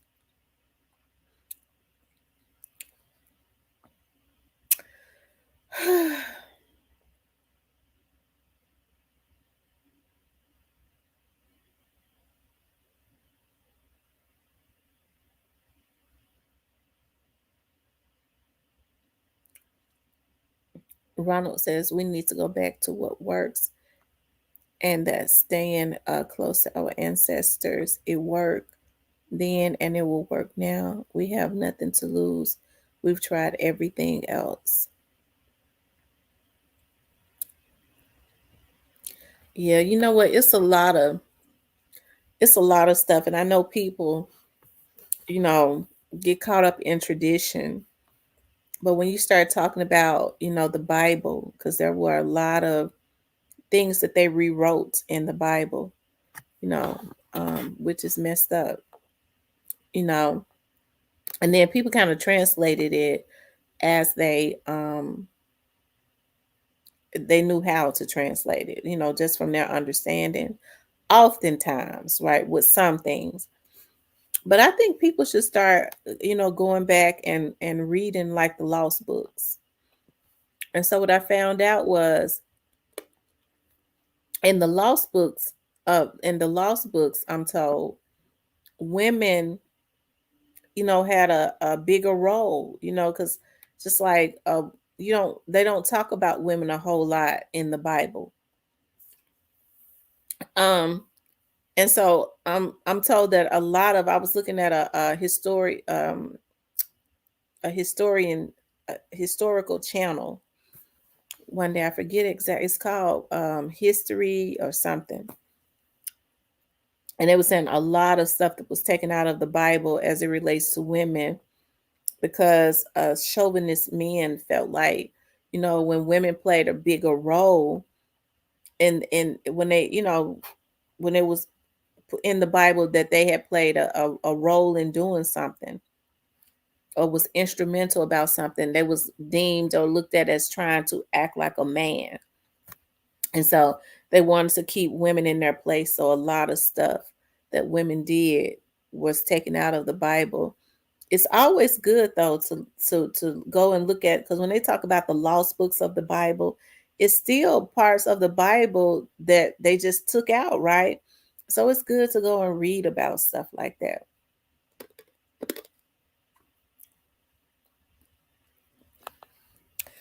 Teresa says, I think if Quet gets off, the streets will get him.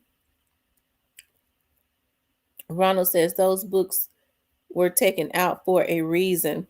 That's what everybody I promise to God, Ronald, I'll never forget.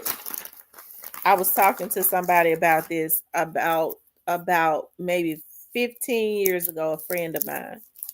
And when I said something to him about that, 10 years, maybe 10, 15 years ago, he said, those, no, I said, aren't you interested in the lost books? He said, no, those books was taken out for a reason. I said, oh Lord. The Greeks and the Romans looked down on women. That's why they took it out. Tamara question, I've been sick. Is Key Glock facing life? No, Key Glock ain't facing up. Facing life for what?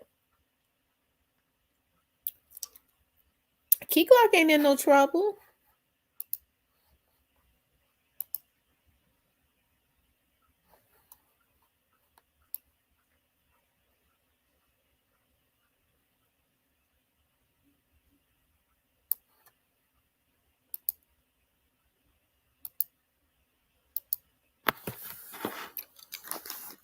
Yeah, Glock ain't in no trouble.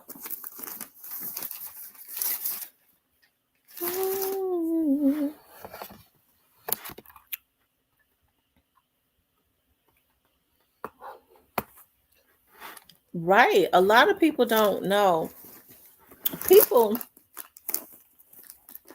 people think that they came over there and they got, they came and got the Africans because the Africans was swinging from trees like Tarzan and all of that. No, they came and got the Africans because they had already built pyramids and built up cities and stuff like that. It was a lot of geniuses in Africa. I mean, a lot of people don't even know just how amazing um or where they truly came from and how amazing that is.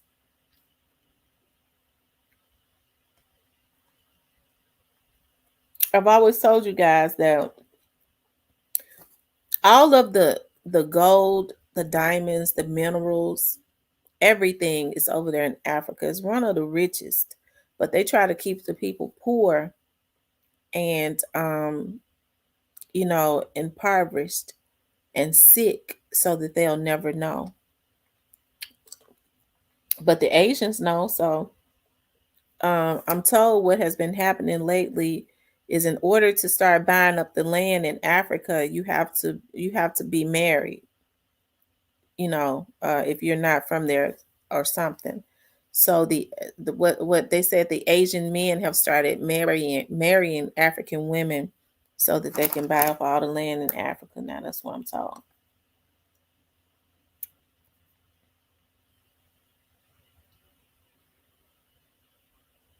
Mhm.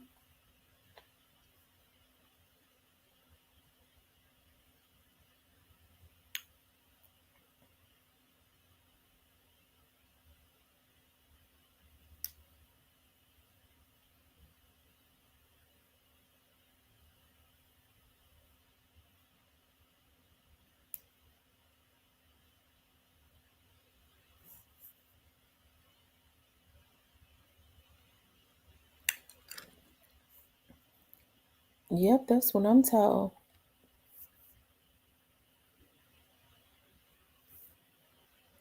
They gave us the Bible and took the land. It make sense. Hmm. That's why I said if these African American boys only knew where they truly came from. See, they want us to look at Africa a certain way. They don't really want us to know where we came from, that we're true royalty.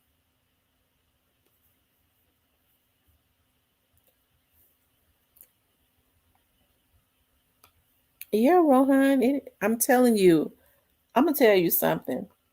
And I talk about this because it absolutely blew my mind when I started learning about my history and stuff. Like I love to learn about my history. I love to. Um,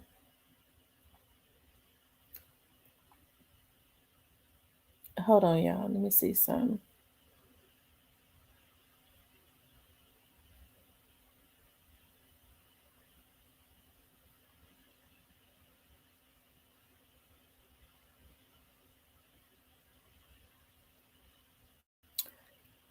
And so,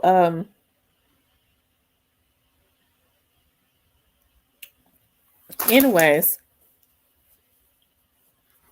I always had an issue with with like algebra and stuff,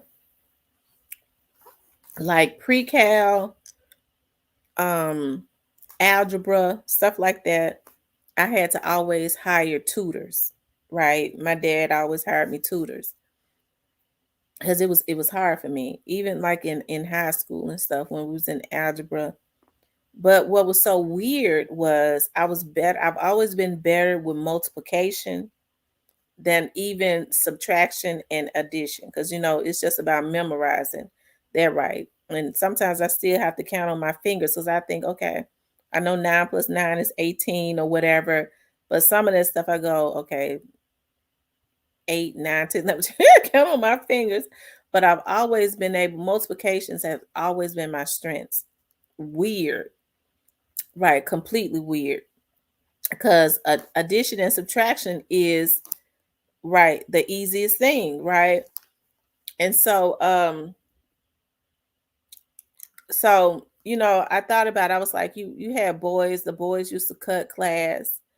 They did not study, they didn't do their homework. They were never in class, but when they would come in class and we was in math class, algebra, they got it just like the back of their hands. I was like, well, it's got to be because men are just complicated anyways. And so it's so easy for them to figure out algebra, right? So then I started learning about my history, about our history as African Americans. And when I found out that mathematics was created in Africa, it blew my mind. I was like, oh my God. So this is why, because all those I was like, dog, these boys, how they learn this math, this algebra, they know it just like that. Just real good in math. Wasn't good in English, but really good in math and algebra. And it's because it's a part of DNA. And it answered my question too. I was like, how in the hell? I know timetables better than I know addition and subtraction. And of course, I know how to add and subtract, of course, but timetables was always easier for me. It was so weird. But that's because we get that from our ancestors. Like it that was originated in Africa. So um Teresa says, Miss T, I heard with Africa having all those diamonds, it didn't help their people, just the government. They're always hijacking the people of Africa. It's extremely heartbreaking what they do over there, in a lot of those areas over there in Africa to the people. Hey, Lucille.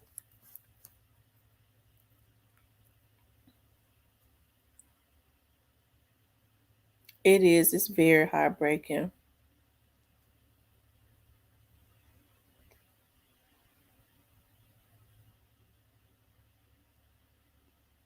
Hmm.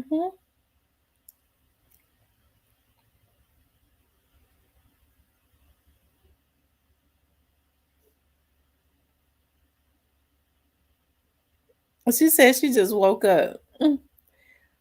Well, not only for diamonds, but for gold as well. Yeah.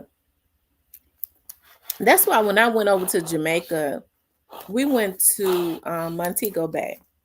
You have a lot of Jamaicans. I could tell that's a poor country too.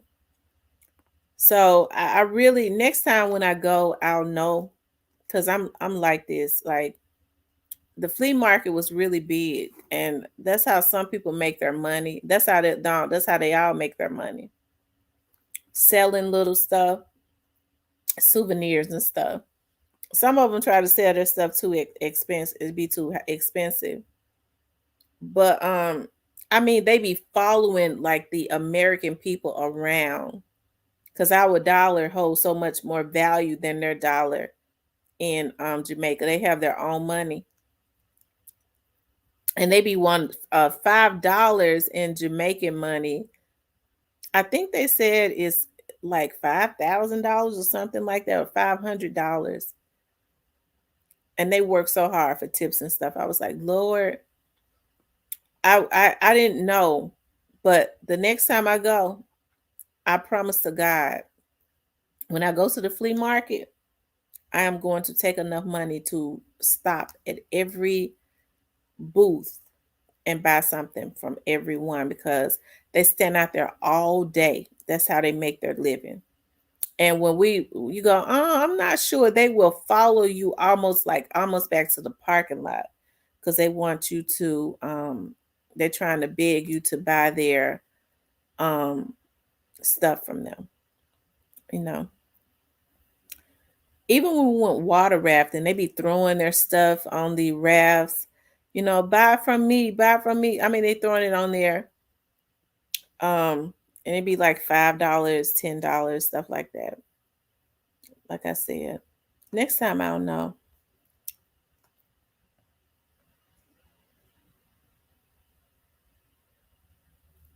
Really? You know what? I've heard that too. I've heard some people say when you say African American, they say, don't call me that. I ain't African American. I heard black people say that to me. That's why I don't know what in the damn hell to call you. You look black to me. I ain't no African American. I don't know what to call you then. Kiss my ass. Cause you looks like a Negro to me. We don't call each other Negro and colored no more. So what are you? I ain't no African American. There's a lot of crazy ass folks out there too. So, these folks be want to be called other stuff. Um Jews. They say they Jewish. I'm a black Jew. I'm a Israelite. I'm a black Israelite. I ain't no African American. I said, oh, okay. These folks, some of these people offer their rockers.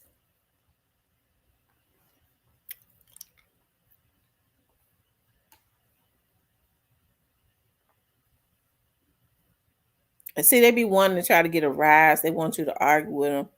I ain't gonna argue with nobody about what they are, what they think they are, anyways, child.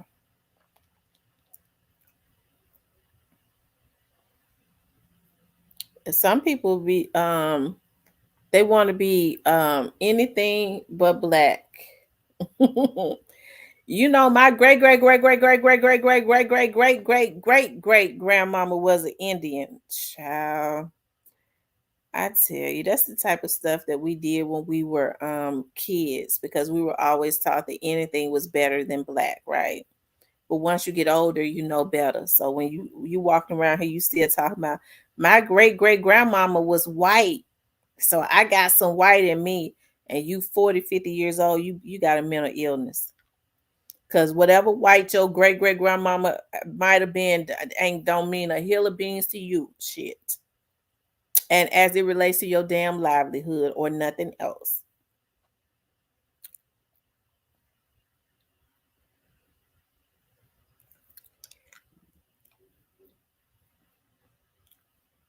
Neil says, I don't mind being African American, but I know that I have Native and Irish great grandparents mixed on both sides. Oh, they're saying Black American. Mm. Child, these folks is, you know what? It's a lot of mental illness out there too. What's the difference in African American and Black American? So now so we went from nigger to Negro. What came first, y'all? Negro or colored? What okay, so we went from nigger to Negro to colored, right? To black people, from to black people to African American, and now we're Black American. So we're going backwards because we were black people before. Mm,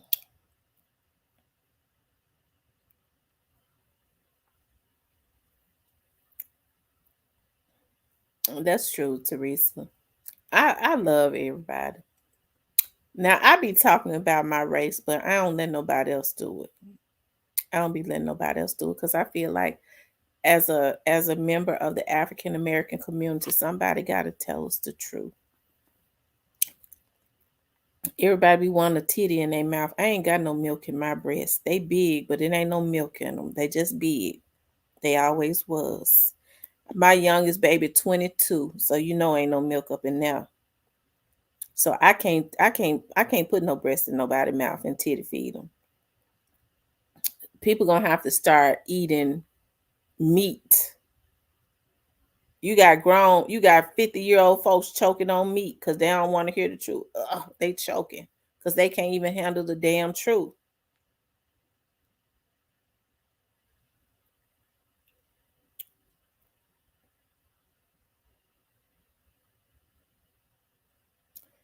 And get mad at me because I'm saying it.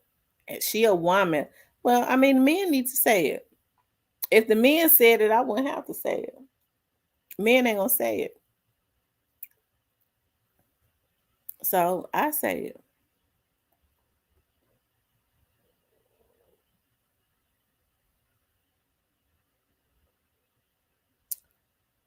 Cecilia in here, I didn't see her.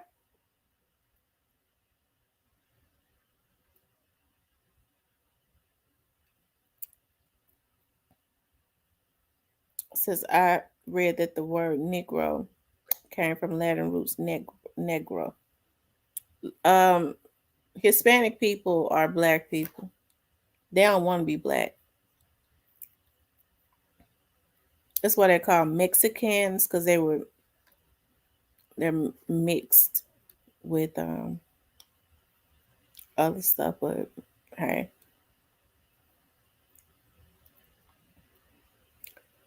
I never knew until my granddaughter that's mixed because her dad is black that she had to list her race as black.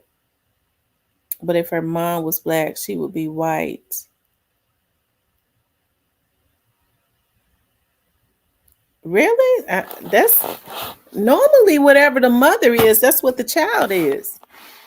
But I will say this, when a child is mixed with black, regardless to whether the mother is black or white, the child is considered black because they can they normally can't pass for white. You have some mixed children that look all white, but it's very seldom. Normally, the African American gene is so dominant, you could always tell a mixed child. They're never really able to pass, not for white, not unless one of the parents was white and the other one was white and black. Then they might pass because they're 75% white. But if it's 50-50, normally they can't pass. They're considered black.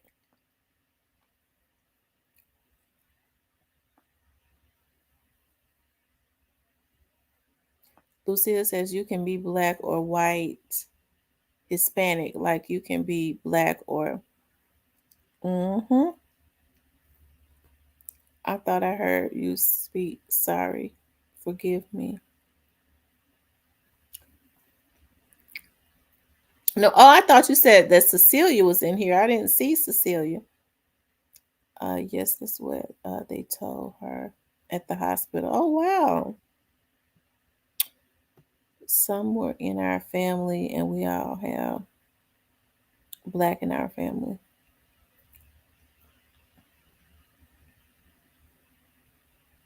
Mm. One drop rule: if you have any black, then you're black, right? Because the black gene is very dominant. It is.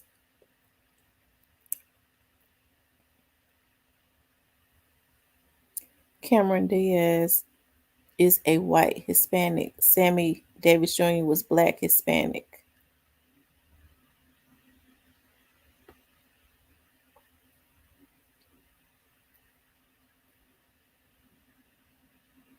Oh, okay. She said, I'm wrong. I heard wrong. Oh, okay.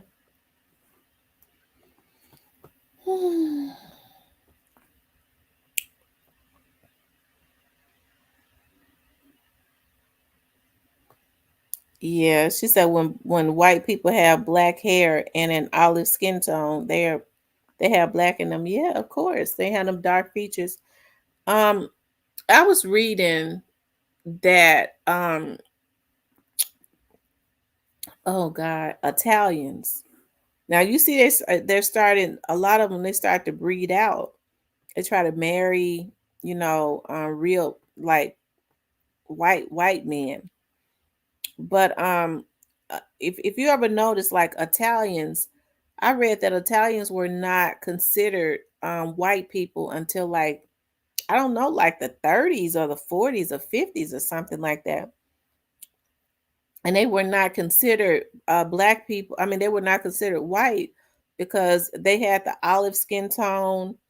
You notice a lot of Italian women, if you, a lot of them are built like black women, and that's because there was a slave port in Italy. So, and they tells me that Italians are racist. I said, Lord Jesus. I tell you, nobody wants to be black, even though the black gene is dominant. Child, I guess they said they don't went through too much. We don't want to be affiliated with them. Teresa says, I love my granddaughter's skin color. I wish I had it. It's like caramel. Yeah. I'm very when people start talking about like color and stuff, like being color struck and all of that. Um I raised girls. My oldest daughter was very, very fair skinned. So I guess that's how I'm able to understand. Like people made my child feel a certain way, and I used to have to talk to her all of the time. Especially, some kids at school and stuff. They made her feel a certain way about being fair skinned.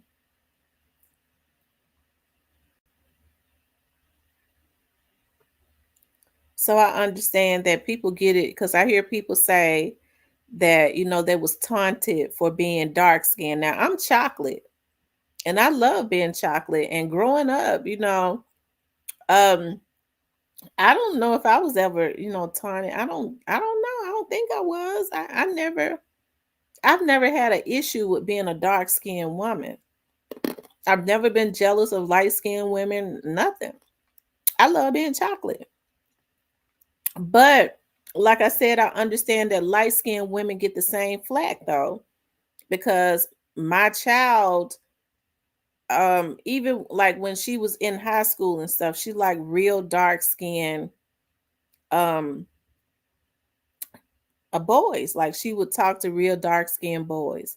And I remember her telling me one time, she was like, Mama, when I get married, I'm gonna marry a real dark skinned man so that I can have a dark skinned baby. And that is because and it's weird because y'all see my grandbaby, she is it the complete opposite happened. But light skinned people get the same flack as dark skinned people. I guess when people are taunted for being dark complected and light skinned people are too, because I raised a child that was.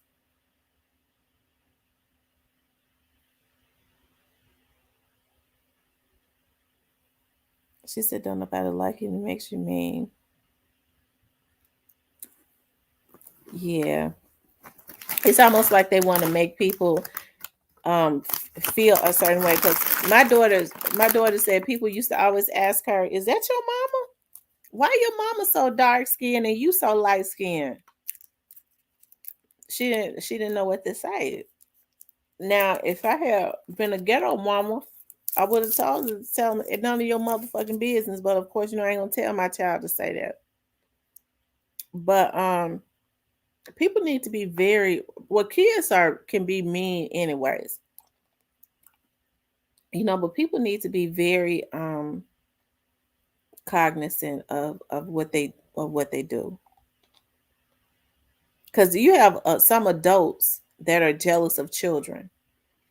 I had some family members, not immediate family members, that used to say, because I have a very fair skinned child, and then I have one that's a shade darker than her.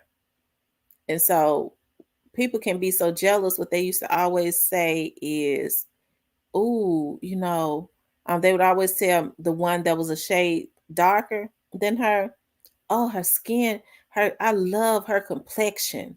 I love that light brown complexion. That I always felt like they was trying to make my real light skinned child feel a certain way because of their jealousy. And I would go, no, both of my babies have beautiful complexions, both of them. I would always correct them. Now, both of my children have beautiful complexions. You don't make one of my children feel a certain way. And sometimes there be grown ass folks jealous. Oh, don't get me started because I almost cuss them out. Not my mom and them or nothing, because my mama and them adored my kids. My mama and my sister forget that I gave birth to my daughters. I was telling my sister that the other day. I was like, you act like you don't remember that I gave birth to my kids. Because you want to act like, you always want to act like they were yours. And I have to tell my mama that too, because when people ask my mama how many kids she got, she forgets. Oh, I got four. And I said, when you have four kids, lady? I thought you had two kids. Well, I'm counting your kids too. I'm like, well, you had two kids. You don't have four. You got two, and I got two. Hey, Tony.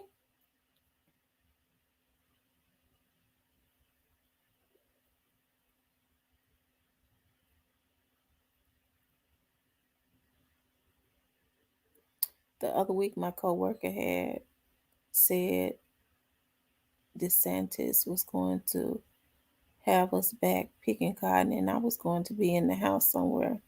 Wow.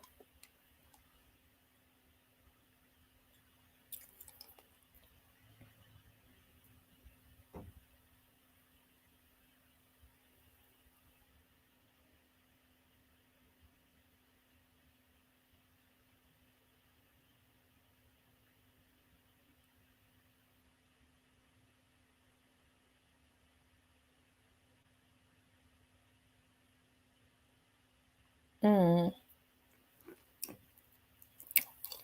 It's still 68 people on here. I'm not gonna keep y'all up. I should be asleep, but it's like when I know I got something to do tomorrow, I be wired up and my nerves be on edge and stuff.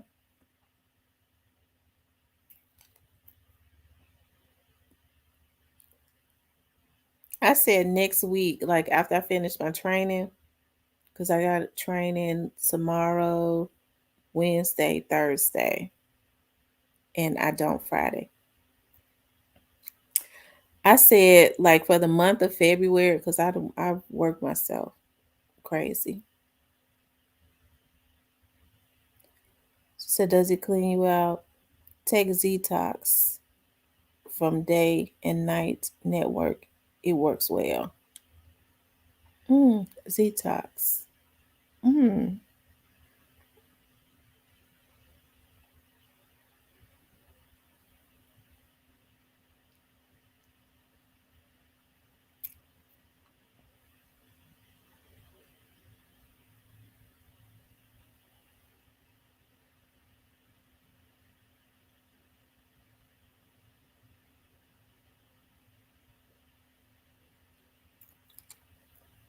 Lose weight naturally in water. Excess water. I'm 46 today. Oh, okay. A happy birthday. Can y'all believe we're already going over into the month of February? It was like it was just New Year's. It was just a new year like yesterday. And I think tomorrow, I don't know how many days does January have in the shit. I be working so much, I be losing.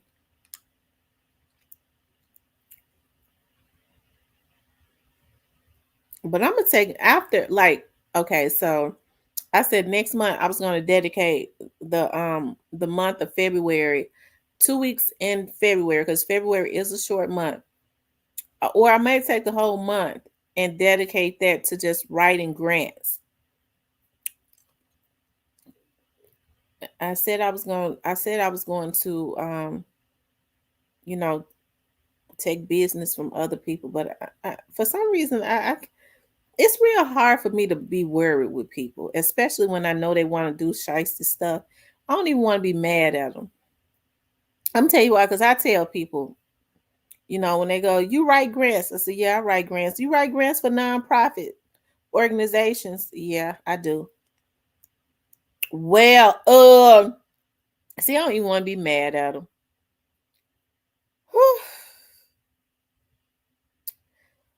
You get people money, and I know how to get them money, and it's gonna be legal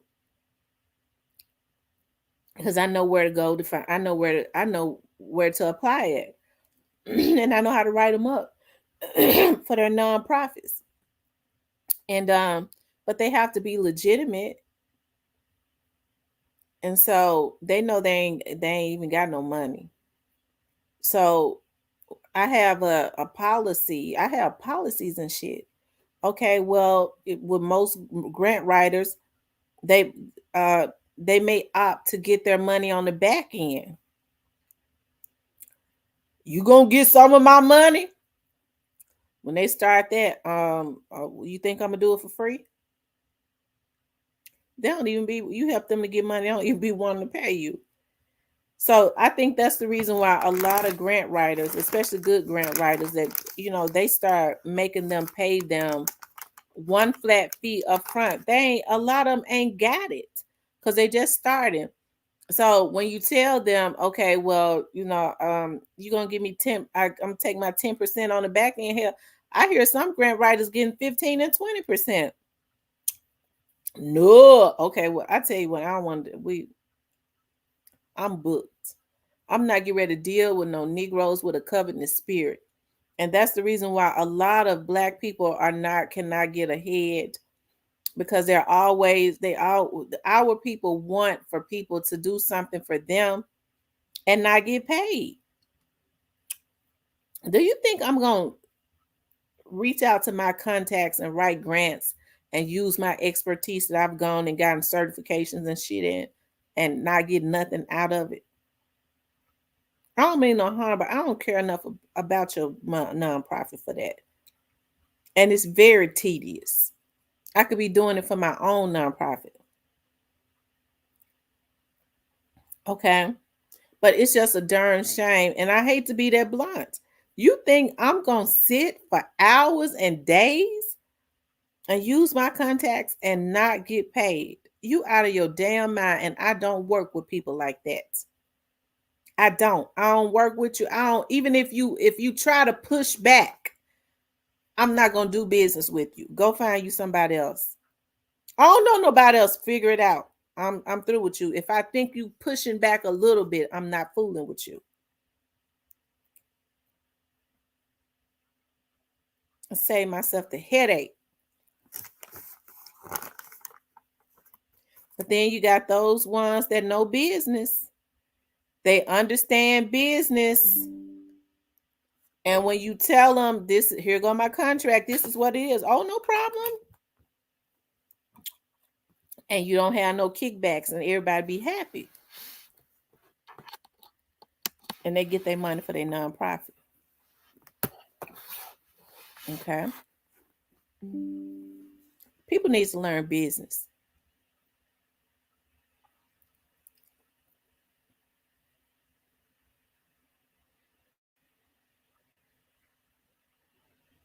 You think you're gonna question me and you come to me to do a service for you? This is my policy right here. This is what it is. This is what it's gonna be. No, I'm booked. I'm booked. I don't fuck you. I'm booked. Excuse my French. I'm booked.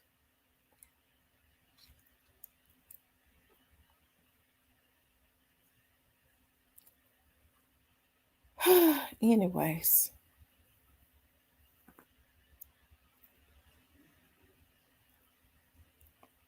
if somebody try to help you and tell you, okay, well, this grant requires this. This is what you need to do. You need to go do this. You need to make sure that you are compliant. I'm not writing up no grant up under no damn false pretenses. What you do with it after you get it, that's between you and the feds. Because they're gonna be watching. Okay? It ain't on me. But you're gonna have to have what is required before we do it. Because I'm not going to do no jail time for nobody. No federal time, period.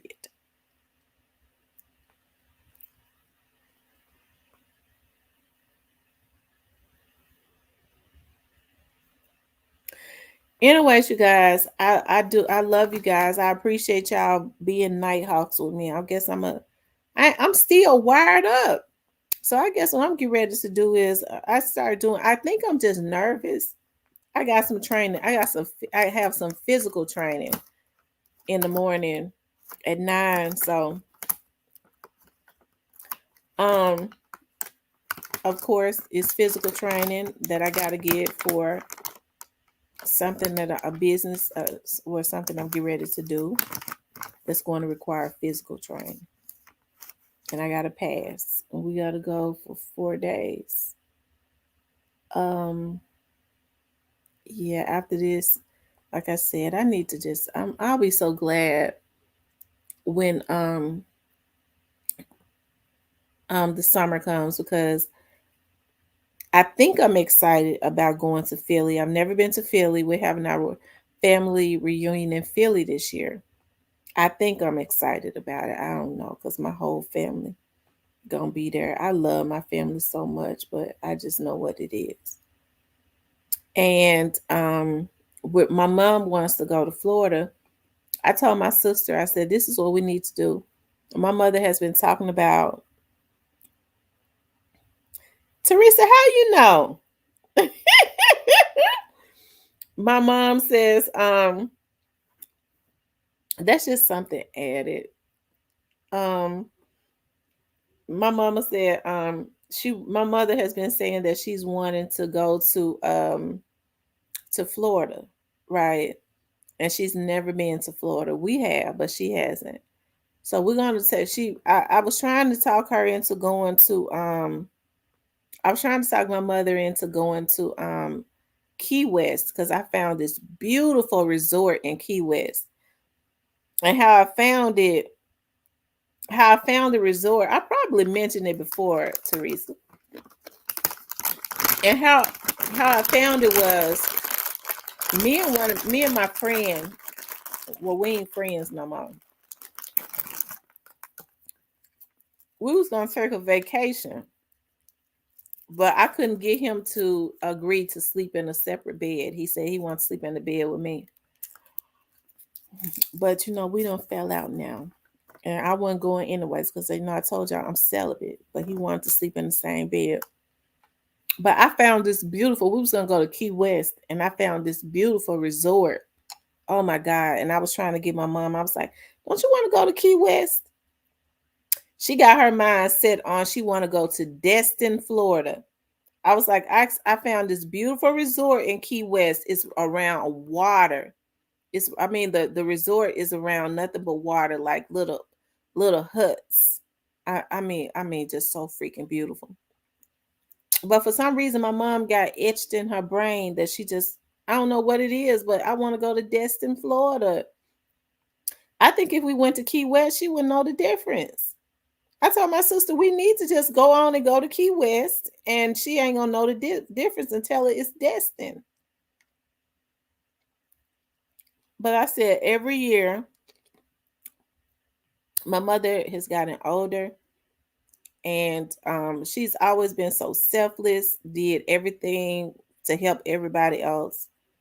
Every year, we're gonna take her somewhere she wants to go. So this year, we're gonna go to Destin. But I promise you, me being like I am, I'll book the flights to Key West, and they won't know. She won't know the difference. I don't think. Teresa said it's beautiful in Destin. I hope so, but I don't. I'm gonna show you. I'm gonna get ready to show y'all the resort that we was gonna go to.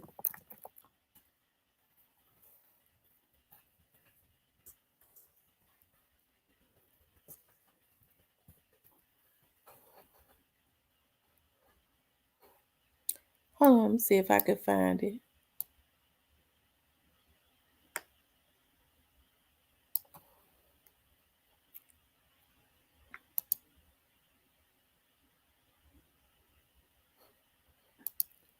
Let me see if this is it. I think this is it right here.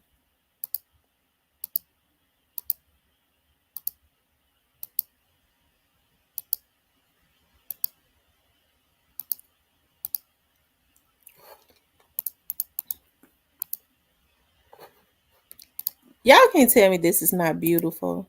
Oh my God, this is Key West. I think this is the resort right here. I think. But the resort, no, the resort I was gonna get was like huts. Hold on.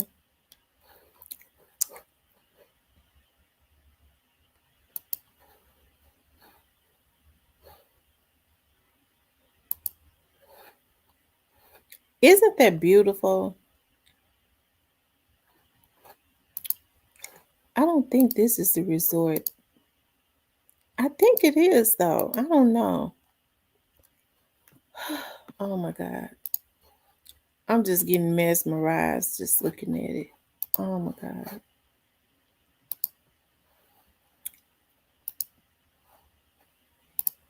Hold on, let me see.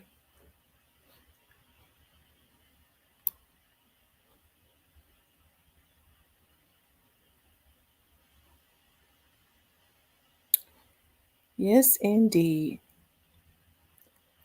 Whew. Lord help me. I just want to go to Key West. I ain't even started looking for no hotels in Destin.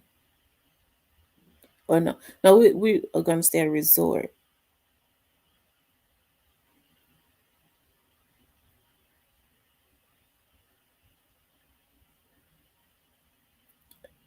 I think that's Margaretville. That's the name of it. Margaretville. Oh, so the ocean looks like that in Destin. So maybe we'll be okay. I don't know.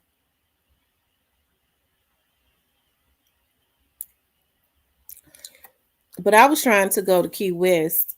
So, well, we were gonna go to Key West some months back, but yeah, that's it.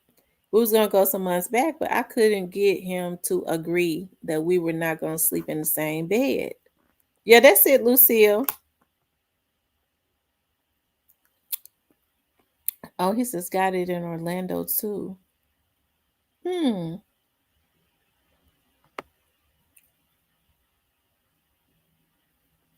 I don't know where she's gonna want to go next year. I wish I could talk her into going to New York, but she don't even want she don't want to go to New York. Oh, they're all over. Oh, so it's probably in Destin.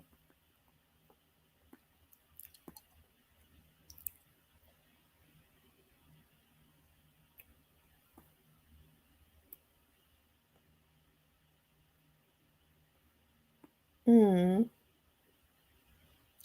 I never made it there, but a friend has family there, and she showed me a lot of pictures. Oh,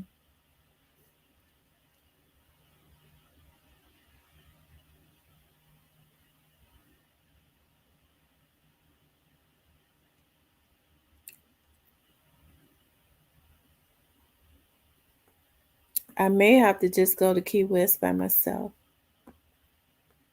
Well, no, I ain't going by myself, but without my mom and the girls and my sister, because we always just do everything together. And my sister husband be tagging right along, but he is a very nice guy.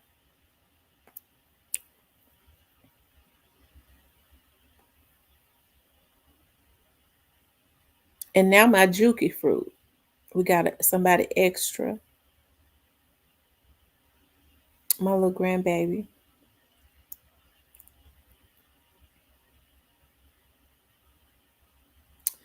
News reported today, no Bahamas 18 unalive so far since. What? What is going on in the Bahamas?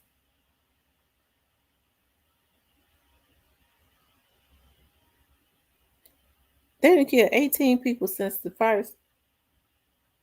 If I'm not mistaken, it was something going on in the Bahamas like a few years back where tourists were dying.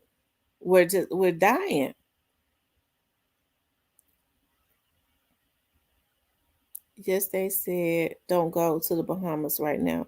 So I wonder what's going on in the Bahamas.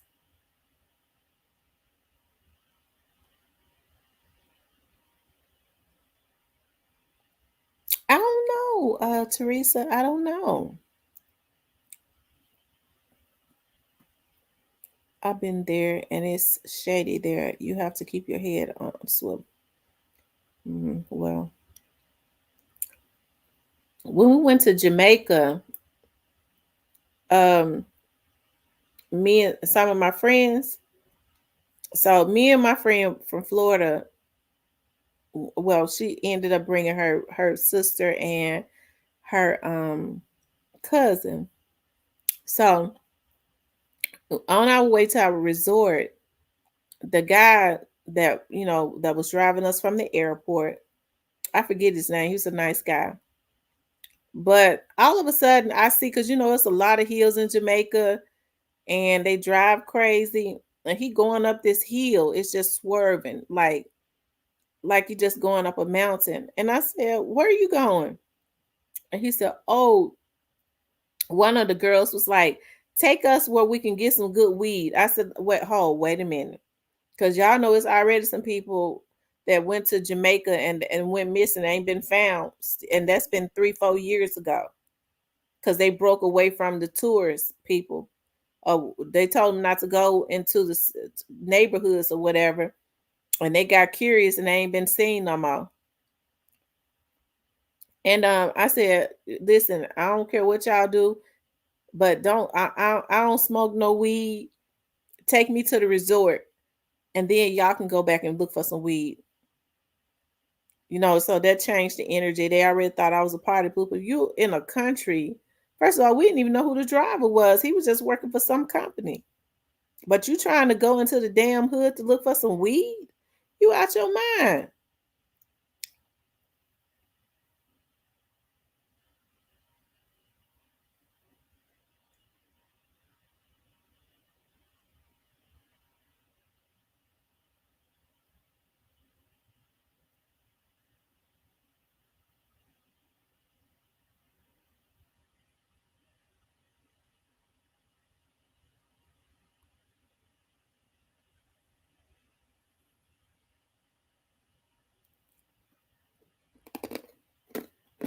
I'm just trying to say energy because we didn't have to leave the resort for nothing. But they got some real good fish huts. But it was an all inclusive resort. But they wanted to leave the resort and go because I was really trying to go to Kingston to go to Bob Marley's because the resort that we was at, they had a bus leaving to go to Kingston to go to Bob Marley so you could visit Bob Marley's house and Peter Tosh's house. And I wanted to do that. It started raining so bad. And I was like, dog. But Kingston from there was like 3 hours from Montego Bay. But I was gonna go just so I could do a tour of Bob Marley's house because y'all know I love Bob Marley. I love one of his songs. One of my favorite songs he got is Kaya. Oh, I love that song. Just think, I'm talking about Kaya. I was asking the guy when we went water rafting over in Jamaica. I said, "What is Kaya?" And he started smiling. And he started saying something, I couldn't, they got that deep accent, but he was grinning. So I found out, I looked it up later on, and I found out Bob Marley was talking about Akaya in Jamaica means dope. So when he said, I gotta have Kaya, he was talking about he gotta have his dope. I said, Lord Jesus.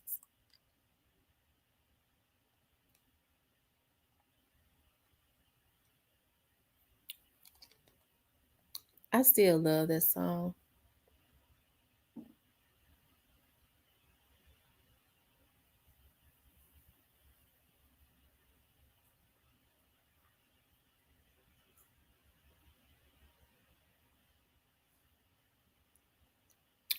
Y'all like that song, No Woman, No Cry?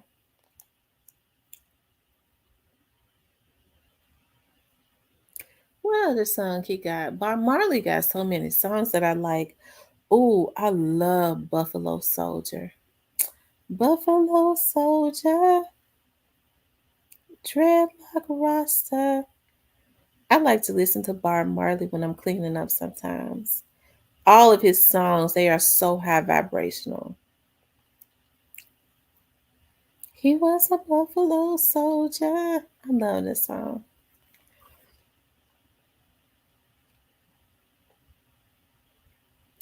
I'm getting ready to get off, you guys. I want y'all to sleep peacefully. I ain't going no sleep. For some reason, I'm wired up, and it's because I'm nervous. But anyways, you guys, I appreciate y'all getting on tonight. I want you guys to please like, share, and subscribe. I want you to know I appreciate you so much. Share the video. Go back and look at the video I put up of Orange Mound Quet and Jamarcus going to court. Share it on your Facebook pages, on your social medias, on your Instagrams. Help to kick my videos back into the algorithm because, child, they trying to pull some funny stuff. But maybe they'll, since see, I'm glad that God has given me a mind to create jobs. So when I finish doing this, because I'm gonna need some bounty hunters, maybe the hackers and stuff can come and work for me. Okay, I'll give them a real job. Okay. Anyways, you guys, I want you guys to please like, share, and subscribe. I want y'all to sleep peacefully. Pray when you get off of here. I ask God to go before you on your way to work tomorrow, and may you get home peacefully, okay? For those of you all that are having troubles in your life on your job, I ask that God goes before you um, and touch the heart of your supervisors, okay? I ask God to go before you. May your day be peaceful tomorrow, okay? Rest well tonight. I love you guys. I'll speak with you later.